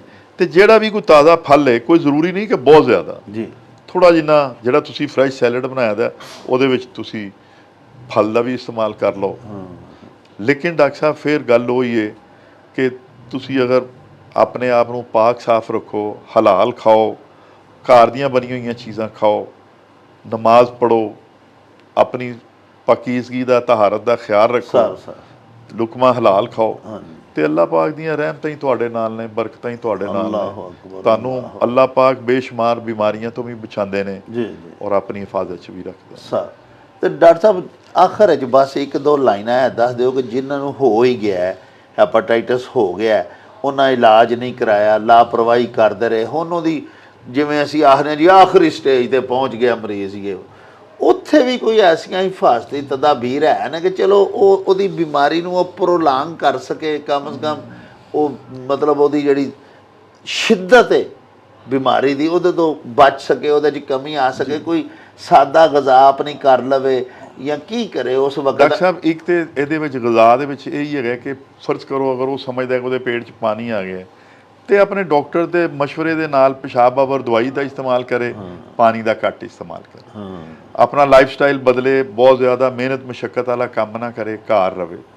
ਫਿਰ ਇਹ ਆਵੇ ਕਿ ਕਬਜ਼ ਤੋਂ ਬਚਣ ਵਾਸਤੇ ਜਿਸ ਤਰ੍ਹਾਂ ਸਾਨੂੰ ਪੁਰਾਣੀ ਆਦਤ ਹੈ ਕਿ ਜਿੱਥੇ ਗੋਸ਼ਤ ਲੱਪਿਆ ਖਾਈ ਜਾਣਾ, ਠੀਕ ਹੈ ਨਾ ਜੀ, ਸਾਗ ਪਾਲਕ ਇਸ ਤਰ੍ਹਾਂ ਦੀਆਂ ਚੀਜ਼ਾਂ, ਇਹਨਾਂ ਦਾ ਪਰਹੇਜ਼ ਰੱਖੇ, ਉਹ ਵਾਲੀਆਂ ਚੀਜ਼ਾਂ ਖਾਏ, ਉਬਲੀ ਹੋਈ ਸਬਜ਼ੀ ਖਾਏ, ਠੀਕ ਹੈ ਨਾ ਜੀ। ਔਰ ਅਗਰ ਡਾਕਟਰ ਉਹਨੂੰ ਇਜਾਜ਼ਤ ਦਿੰਦਾ ਹੈ ਜਿੰਨੇ ਗ੍ਰਾਮ ਪ੍ਰੋਟੀਨ ਦੀ ਜਿਸ ਸੂਰਤ ਦੇ ਵਿੱਚ, ਉਹ ਅੰਡੇ ਦੀ ਸੂਰਤ ਦੇ ਵਿੱਚ ਹੋ ਸਕਦੀ ਹੈ, ਉਹ ਫਿਸ਼ ਪ੍ਰੋਟੀਨ ਹੋ ਸਕਦੀ ਹੈ ਜਾਂ ਕੋਈ ਹੋਰ ਪ੍ਰੋਟੀਨ ਹੋ ਸਕਦੀ ਹੈ, ਉਹ ਆਪਣੇ ਮੁਸਨਦ ਡਾਕਟਰ ਦੇ ਕਹਿਣ ਦੇ ਮੁਤਾਬਕ ਉਹ ਵਾਲੀ ਪ੍ਰੋਟੀਨ ਲਵੇ। ਜਿਹੜਾ ਡਾਕਟਰ ਉਹਨੂੰ ਵਿਟਾਮਿਨ ਪ੍ਰਿਸਕ੍ਰਾਈਬ ਕਰੇ ਕਿਸੇ ਫੂਡ ਸਪਲੀਮੈਂਟ ਦੀ ਸੂਰਤ ਦੇ ਵਿੱਚ ਜਾਂ ਕਿਸੇ ਗੋਲੀ ਦੀ ਸੂਰਤ ਦੇ ਵਿੱਚ ਉਹਦਾ ਇਸਤੇਮਾਲ ਕਰੇ। ਵਸ ਕਮ ਵਸ ਡਾਕਟਰ ਸਾਹਿਬ ਕੀ ਹੋ ਸਕਦਾ ਹੈ ਕਿ ਖੁਦਾ ਨਾ ਖਾਸਤਾ ਕਿਸੇ ਨੂੰ ਕੈਂਸਰ ਹੋ ਗਿਆ ਲਿਵਰ ਦਾ, ਤੇ ਦੇਖੋ ਨਾ ਡਾਕਟਰ ਸਾਹਿਬ PKLI ਦੇ ਵਿੱਚ ਰੋਜ਼ ਲਿਵਰ ਟ੍ਰਾਂਸਪਲਾਂਟ ਹੁੰਦਾ ਪਿਆ, ਔਰ ਸਿੰਧ ਵਿੱਚ ਗੈਂਬਟ ਦੇ ਵਿੱਚ ਲਿਵਰ ਟ੍ਰਾਂਸਪਲਾਂਟ ਹੁੰਦਾ ਪਿਆ। ਫਿਰ ਇਹ ਵੇ ਕਿ ਬਹੁਤ ਸਾਰੇ ਪ੍ਰਾਈਵੇਟ ਸੈਟਅਪ ਨੇ ਜਿੱਥੇ ਲਿਵਰ ਟ੍ਰਾਂਸਪਲਾਂਟ ਹੁੰਦਾ ਪਿਆ। ਔਰ ਪਹਿਲੋਂ ਤੇ ਕੋਈ ਬੰਦਾ ਵੀ ਤੁਹਾਨੂੰ ਅੱਜ ਤੋਂ 15 ਸਾਲ ਪਹਿਲੋਂ 20 ਸਾਲ ਪਹਿਲੋਂ ਸ਼ਹਿਰ 'ਚ ਕੋਈ ਐਸਾ ਬੰਦਾ ਨਹੀਂ ਸੀ, ਲੇਕਿਨ ਹੁਣ ਸ਼ਹਿਰ ਦੇ ਵਿੱਚ ਬੇਸ਼ੁਮਾਰ ਬੰਦੇ ਮੈਂ ਤੁਹਾਨੂੰ ਦੱਸ ਸਕਦਾ ਜਿਨ੍ਹਾਂ ਜਿਹੜੇ ਮੇਰੇ ਨਾਲ ਰਾਬਤੇ 'ਚ ਨੇ, ਕੋਈ 30 ਤੋਂ ਜ਼ਿਆਦਾ ਲੋਕ ਨੇ ਜਿਨ੍ਹਾਂ ਨੇ ਅਲਹਮਦੁਲਿਲਾ ਲਿਵਰ ਟ੍ਰਾਂਸਪਲਾਂਟ ਕਰਵਾਇਆ ਹੋਇਆ ਔਰ ਜਿਨ੍ਹਾਂ ਨੂੰ 20-20 15-15 10-10 12-12 ਸਾਲ ਹੋ ਗਏ ਨੇ ਅਲਹਮਦੁਲਿਲਾ ਇੱਕ ਹੈਲਦੀ ਲਾਈਫ ਆਪਣੀ ਗੁਜ਼ਾਰਦੇ ਪਏ ਨੇ। ਔਰ ਬੇਸ਼ੁਮਾਰ ਐਸੇ ਲੋਕ ਨੇ ਜਿਹੜੇ ਇਸ ਤਰ੍ਹਾਂ ਦੀਆਂ ਕੰਪਲਿਕੇਸ਼ਨਸ ਨਾਲ ਨੇ। ਲੇਕਿਨ ਅਗਰ ਉਹ ਡਾਕਟਰ ਦੇ ਮਸ਼ਵਰੇ ਦੇ ਮੁਤਾਬਕ ਔਰ ਆਪਣੀ ਸਿਹਤ ਦਾ ਖਿਆਲ ਰੱਖਦਿਆਂ ਹੋਇਆਂ ਇਹਨਾਂ ਚੀਜ਼ਾਂ ਤੇ ਅਮਲ ਕਰਨ ਤੇ ਉਹਨਾਂ ਨੂੰ ਵੀ ਬਹੁਤ ਫਰੀਕੁਐਂਟ ਹਸਪਤਾਲ ਜਾਣ ਦੀ ਜ਼ਰੂਰਤ ਨਹੀਂ ਪੈਂਦੀ। ਸਮਝਦੇ ਹੋ ਨਾ ਜੀ। ਹੁੰਦਾ ਡਾਕਟਰ ਸਾਹਿਬ ਇਸੇ ਤਰ੍ਹਾਂ ਹੀ ਹੈ ਕਿ ਦੇਖੋ ਇੱਕ ਲਿਵਰ ਜਿਹੜਾ ਜੀ ਹੈਪੇਟਾਈਟਸ ਦੇ ਬਾਰੇ ਦੇ ਵਿੱਚ ਤੇ ਸਾਰੇ ਦੁਨੀਆ ਦੇ ਹੈਪੇਟਾਈਟਸ ਦੇ ਜਿਹੜੇ ਵੱਡੇ ਲੋਕ ਨੇ ਉਹ ਸਿਰ ਜੋੜ ਕੇ ਬੈਠੇ ਰਹਿੰਦੇ ਨੇ ਔਰ ਵਕਤਨ ਫਵਕਤਨ ਇਹਦੀਆਂ ਗਾਈਡਲਾਈਨਸ ਦੱਸਦੇ ਰਹਿੰਦੇ ਨੇ ਜੀ। ਔਰ ਦੁਨੀਆ ਦੇ ਤੋਂ ਹੁਣ ਐਵੀਡੈਂਸ ਬੇਸ ਗੱਲ ਹੁੰਦੀ ਹੈ ਕਿ ਬਈ ਇਹ ਦੇਖੋ ਅਸੀਂ ਇਹ ਬੰਦੇ ਨੂੰ ਇਹ ਸੀ ਅਸੀਂ ਇਹ ਕੀਤਾ ਇਹਨੂੰ ਇਹ ਹੋ ਗਿਆ। ਲੇਕਿਨ ਕੀ ਹੁੰਦਾ ਹੈ ਕਿ ਜਿਹੜੇ ਸਾਡੇ ਭਾਈ ਨੇ ਜਿਹੜੇ ਸਾਡੀ ਖੈਰ ਖਬਰ ਲੈਣ ਵਾਲੇ ਆਉਂਦੇ ਨੇ ਉਹ ਕਹਿੰਦੇ ਨੇ ਕਿ ਭਾਈ ਜੀ ਤੁਸੀਂ ਡਾਕਟਰ ਕੋਲ ਜਾਓਗੇ ਤੇ ਮਰ ਜਾਓਗੇ, ਫਲਾਣੇ ਹਕੀਮ ਕੋ ਜਾਓ, ਹਾਂ ਫਲਾਨੀ ਜਗ੍ਹਾ ਤੇ ਜਾਓ, ਫਲਾਣੀ ਥਾਂ ਫੂਕ ਮਰਵਾਓ, ਜਾ ਫਲਾਨੀ ਜਗ੍ਹਾ ਤੇ ਦਮ ਕਰਵਾਓ, ਫਲਾਂ ਜਗ੍ਹਾ ਤੇ ਇਸ ਤਰ੍ਹਾਂ ਜਾਓ। ਉਹ ਫਿਰ ਬੰਦੇ ਜਿਹੜੇ ਨੇ ਡੀ ਟਰੈਕ ਹੋ ਜਾਂਦੇ ਨੇ। ਦੇਖੋ ਬਿਮਾਰੀ ਤੇ ਅੰਦਰ ਪ੍ਰੋਗਰੈਸ ਕਰ ਰਹੀ ਹੁੰਦੀ ਹੈ ਸਰ, ਠੀਕ ਹੈ ਨਾ ਜੀ। ਔਰ ਉਹਨੂੰ ਰੋਕਣ ਦੀਆਂ ਜਾਂ ਉਹਦੀ ਸਪੀਡ ਨੂੰ ਘੱਟ ਕਰਨ ਦੀਆਂ ਅੱਲਾਹ ਪਾਕ ਨੇ, ਦੇਖੋ ਅੱਲਾਹ ਪਾਕ ਨੇ ਕੋਈ ਬਿਮਾਰੀ ਨਹੀਂ ਬਣਾਈ, ਉਹਦਾ ਇਲਾਜ ਪਹਿਲਾਂ ਬਣਾਇਆ। ਔਰ ਉਹਦਾ ਇਲਾਜ ਅੱਲਾਹ ਪਾਕ ਨੇ ਆਪਣੇ ਉਹਨਾਂ ਬੰਦਿਆਂ ਨੂੰ ਜਿਹੜੇ ਭਾਵੇਂ ਮੁਸਲਮਾਨ ਨੇ ਜਾਂ ਨਾਨ ਮੁਸਲਿਮ ਨੇ ਲੇਕਿਨ ਜਿਹੜੇ ਉਹਦੇ ਵਾਸਤੇ ਰਿਸਰਚ ਕਰਦੇ ਨੇ ਅੱਲਾਹ ਪਾਕ ਉਹਨਾਂ ਵਾਸਤੇ ਰਾਹਾਂ ਖੋਲ੍ਹਦੇ ਰਹਿੰਦੇ ਨੇ ਜੀ, ਖੋਲ੍ਹਦੇ। ਔਰ ਪੂਰੀ ਦੁਨੀਆ ਦੇ ਉੱਤੇ ਇਹਦੇ ਉੱਤੇ ਬੇਸ਼ੁਮਾਰ ਰਿਸਰਚ ਹੋ ਰਹੀ ਹੈ। ਔਰ ਹਰ ਆਉਣ ਵਾਲੇ ਦਿਨ ਦੇ ਵਾਸਤੇ ਮਕਸਦ ਇਹ ਹੈ ਕਿ ਜਿਹੜਾ ਲਿਵਰ ਦਾ ਕੈਂਸਰ ਹੈ ਉਹਦੀ ਮੈਡੀਕਲ ਟ੍ਰੀਟਮੈਂਟ ਵੀ ਹੈਗੀ, ਉਹਦੀ ਦਵਾਈ ਵੀ ਅਵੇਲੇਬਲ ਹੈ। ਜਿੰਨੀ ਦੇਰ ਤੱਕ ਫਰਜ਼ ਕਰੋ ਅਗਰ ਤੁਸੀਂ ਟ੍ਰਾਂਸਪਲਾਂਟ ਨਹੀਂ ਕਰਵਾ ਸਕਦੇ ਤੁਸੀਂ ਦਵਾਈ ਖਾ ਸਕਦੇ, ਸਮਝਦੇ ਹੋ ਨਾ ਜੀ। ਔਰ ਇਹਦੇ ਵਾਸਤੇ ਡਾਕਟਰ ਤੁਹਾਨੂੰ ਜਿਹੜੀ ਡਾਈਟ ਦੱਸਦਾ ਹੈ, ਜਿਹੜਾ ਲਾਈਫ ਸਟਾਈਲ ਦੱਸਦਾ ਹੈ, ਜਿਹੜਾ ਖਾਣਾ ਪੀਣਾ ਦੱਸਦਾ ਹੈ, ਉਹਦਾ ਇਹਤਿਆਤ ਕਰੋ ਤੇ ਤੁਸੀਂ ਬੇਸ਼ੁਮਾਰ ਆਪਣੀ ਜ਼ਿੰਦਗੀ ਦੇ ਦਿਨ ਸਕੂਨ ਨਾਲ ਗੁਜ਼ਾਰ ਸਕਦੇ ਹੋ। ਦੇਖੋ ਡਾਕਟਰ ਸਾਹਿਬ ਜ਼ਿੰਦਗੀ ਜਿਹੜੀ ਅੱਲਾ ਨੇ ਲਿਖੀ ਉਹ ਤੇ ਅੱਗੇ ਪਿੱਛੇ ਨਹੀਂ ਹੋ ਸਕਦੀ। ਨਹੀਂ ਹੋ ਸਕਦੀ। ਡਾਕਟਰ ਕੀ ਕਰ ਸਕਦਾ ਹੈ? ਡਾਕਟਰ ਤੁਹਾਡੀਆਂ ਕੰਪਲਿਕੇਸ਼ਨ ਨੂੰ ਘੱਟ ਕਰ ਸਕਦਾ ਹੈ, ਤੁਹਾਡੀ ਜ਼ਿੰਦਗੀ ਨੂੰ ਈਜ਼ੀ ਕਰ ਸਕਦਾ, ਠੀਕ ਹੈ ਨਾ ਜੀ। ਔਰ ਅਗਰ ਡਾਕਟਰ ਸਾਹਿਬ ਅਸੀਂ ਮਕਸਦ ਇਹ ਵੇ ਹਕੂਮਤੀ ਸਤ੍ਹਾ ਦੇ ਉੱਤੇ ਤੇ ਨਹੀਂ ਲੇਕਿਨ ਅਸੀਂ ਅਗਰ ਆਪਣੇ ਤੌਰ ਦੇ ਉੱਤੇ ਵੀ ਹਰ 6 ਮਹੀਨਿਆਂ ਦੇ ਬਾਅਦ ਕਮ ਅਜ਼ ਕਮ ਅਗਰ ਇਹ ਸੋਚੀਏ ਕਿ ਯਾਰ ਅਸੀਂ ਕਿਸੇ ਗਰੀਬ ਨੂੰ ਖੂਨ ਹੀ ਦੇ ਦਈਏ ਤੇ ਡਾਕਟਰ ਸਾਹਿਬ ਉਹਦਾ ਭਲਾ ਇਹ ਹੋ ਜਾਂਦਾ ਕਿ ਤੁਹਾਡੀ ਸਕਰੀਨਿੰਗ ਹੁੰਦੀ ਰਹਿੰਦੀ। ਵਾਹ। ਔਰ ਕਿਸੇ ਦਾ ਭਲਾ ਵੀ ਹੋ ਜਾਂਦਾ, ਉਹਨੂੰ ਤੁਸੀਂ ਖੂਨ ਵੀ ਦੇ ਦਿੰਦੇ ਹੋ। ਮੈਂ ਹੁਣ ਤੱਕ ਕਈ ਦਫਾ ਬਲੱਡ ਦਿੱਤਾ ਹੈ ਔਰ ਕੋਈ ਜਾਣਨ ਵਾਲੇ ਵੀ ਨਹੀਂ, ਬੇਸ਼ੁਮਾਰ ਲੋਕ ਨੇ ਕੋ ਇੱਕ ਤੇ ਸਦਕਾ ਹੋ ਜਾਂਦਾ ਲੇਕਿਨ ਇਹ ਹੀ ਹੁੰਦਾ ਕਿ ਸਕਰੀਨਿੰਗ ਹੋ ਜਾਂਦੀ ਹੈ, ਤੁਹਾਨੂੰ ਪਤਾ ਚੱਲ ਜਾਂਦਾ ਕਿ ਯਾਰ ਕੋਈ ਖੁਦਾ ਨਾ ਖਾਸਤਾ ਮੇਰੇ ਅੰਦਰ ਕੋਈ ਐਸਾ ਮਸਲਾ ਤੇ ਨਹੀਂ। ਵਾਹ। ਤੇ ਉਹ ਜਨਾਬ ਵੀ ਉੱਥੇ ਗਏ ਸਨ, ਸੁੰਦਰਸ ਫਾਊਂਡੇਸ਼ਨ ਸਾਡੇ ਭਾਈ ਨੇ ਹਾਜੀ ਸਰਫਰਾਜ਼ ਸਾਹਿਬ, ਉਹਨਾਂ ਦੇ ਕੋਲ ਬੇਸ਼ੁਮਾਰ ਬੱਚੇ ਨੇ ਜਿਹੜੇ ਹਰ ਵਕਤ ਇਸ ਇੰਤਜ਼ਾਰ 'ਚ ਹੁੰਦੇ ਨੇ। ਤੇ ਅਗਰ ਅਸੀਂ 3 ਮਹੀਨਿਆਂ ਬਾਅਦ 4 ਮਹੀਨਿਆਂ ਦੇ ਬਾਅਦ ਅਸੀਂ ਜਾ ਕੇ ਇੱਕ ਆਪਣਾ ਬਲੱਡ ਬੈਗ ਉਹਨਾਂ ਨੂੰ ਦੇ ਆਈਏ ਉੱਥੇ ਤੇ ਸਾਡੀ ਸਕਰੀਨਿੰਗ ਵੀ ਹੋ ਜਾਏਗੀ ਮੁਫਤ ਵਿੱਚ ਔਰ ਸਾਡਾ ਸਦਕਾ ਵੀ ਹੋ ਜਾਏਗਾ। ਔਰ ਉਹ ਜਿਹੜੇ ਬੱਚੇ ਨੇ ਜਿਹੜੇ ਇਸ ਇੰਤਜ਼ਾਰ 'ਚ ਨੇ ਉਹਨਾਂ ਦਾ ਵੀ ਅੱਲਾਹ ਭਲਾ ਕਰ ਦੇਗਾ ਜਨਾਬ। ਲਓ ਜੀ ਪਿਆਰਿਓ, ਤੁਸੀਂ ਸਾਡੇ ਡਾਕਟਰ ਸਾਹਿਬ ਦੀਆਂ ਗੱਲਾਂ ਬਾਤਾਂ ਸੁਣੀਆਂ, ਹਸਬੇ ਰਵਾਇਤ ਉਹਨਾਂ ਨੇ ਬਹੁਤ ਸਾਰੀਆਂ ਜਾਣਕਾਰੀਆਂ ਅੱਜ ਸਾਨੂੰ ਫੇਰ ਦਿੱਤੀਆਂ। ਹੈਪਾਟਾਈਟਸ ਬਿਲਾਸ਼ੁਬਾ ਇੱਕ ਮੁਹਲਕ ਮਰਜ਼ ਹੈ ਜਿਹਦੇ ਇਲਾਜ ਦੇ ਵਿੱਚ ਤਾਖੀਰ ਬਿਲਕੁਲ ਨਹੀਂ ਹੋਣੀ ਚਾਹੀਦੀ। ਡਾਕਟਰ ਸਾਹਿਬ ਨੇ ਜਿਹੜੀਆਂ ਪਰਹੇਜ਼ਾਂ ਦੱਸੀਆਂ ਨੇ, ਜਿਹੜੀਆਂ ਐਸੀਆਂ ਸਾਨੂੰ ਗੱਲਾਂ ਦੱਸੀਆਂ ਨੇ ਕਿ ਇਹਦੇ ਤੋਂ ਬਚਣ ਦੇ ਵਾਸਤੇ ਅਸੀਂ ਪਹਿਲੇ ਹੀ ਜਿਹੜੀਆਂ ਸ਼ੁਰੂ ਕਰ ਦਈਏ ਪੇਸ਼ਬੰਦੀਆਂ, ਯਾਨੀ ਕਿਸੇ ਵੀ ਮਰਜ਼ ਤੋਂ ਬਚਣ ਵਾਸਤੇ ਕਿਹੜੀਆਂ ਚੀਜ਼ਾਂ ਦੇ ਸਾਨੂੰ ਜ਼ੇਰੇ ਇਸਤੇਮਾਲ ਲਿਆਉਣੀਆਂ ਚਾਹੀਦੀਆਂ ਨੇ, ਕਿਹੜੀਆਂ ਚੀਜ਼ਾਂ ਤੋਂ ਸਾਨੂੰ ਪਰਹੇਜ਼ ਕਰਨਾ ਚਾਹੀਦਾ, ਇਹ ਸਾਨੂੰ ਇਲਮ ਹੋਣਾ ਚਾਹੀਦਾ ਤਾਂ ਕਿ ਉਹਨੂੰ ਪਤਾ ਲੱਗੇ ਸਿਹਤ ਦੇ ਹਵਾਲੇ ਨਾਲ ਉਹ ਕਿਸ ਥਾਂ ਤੇ ਖਲੋਤਾ ਹੈ। ਪਿਆਰਿਓ, ਇਹਦੇ ਨਾਲ ਹੀ ਹੁਣ ਸਾਨੂੰ ਦਿਓ ਇਜਾਜ਼ਤ। ਰੱਬ ਰਾਖਾ ਤੇ ਅੱਲਾ ਬੇਲੀ।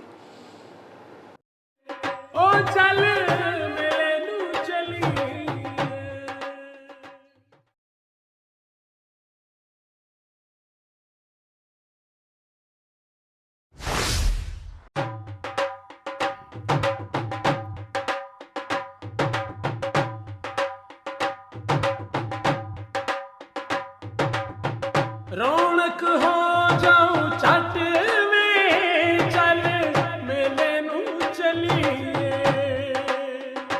ਓ ਰੌਣਕ ਹੋ ਜਾਊ ਛੱਟ ਵੇ ਚੱਲ ਮੇਲੇ ਨੂੰ ਚਲੀਏ, ਮੱਲਾ ਕੱਢ ਕੁੜਤੇ ਦੇ ਵੱਟ ਵੇ ਚੱਲ ਮੇਲੇ ਨੂੰ ਚਲੀਏ। ਚੱਲੀਏ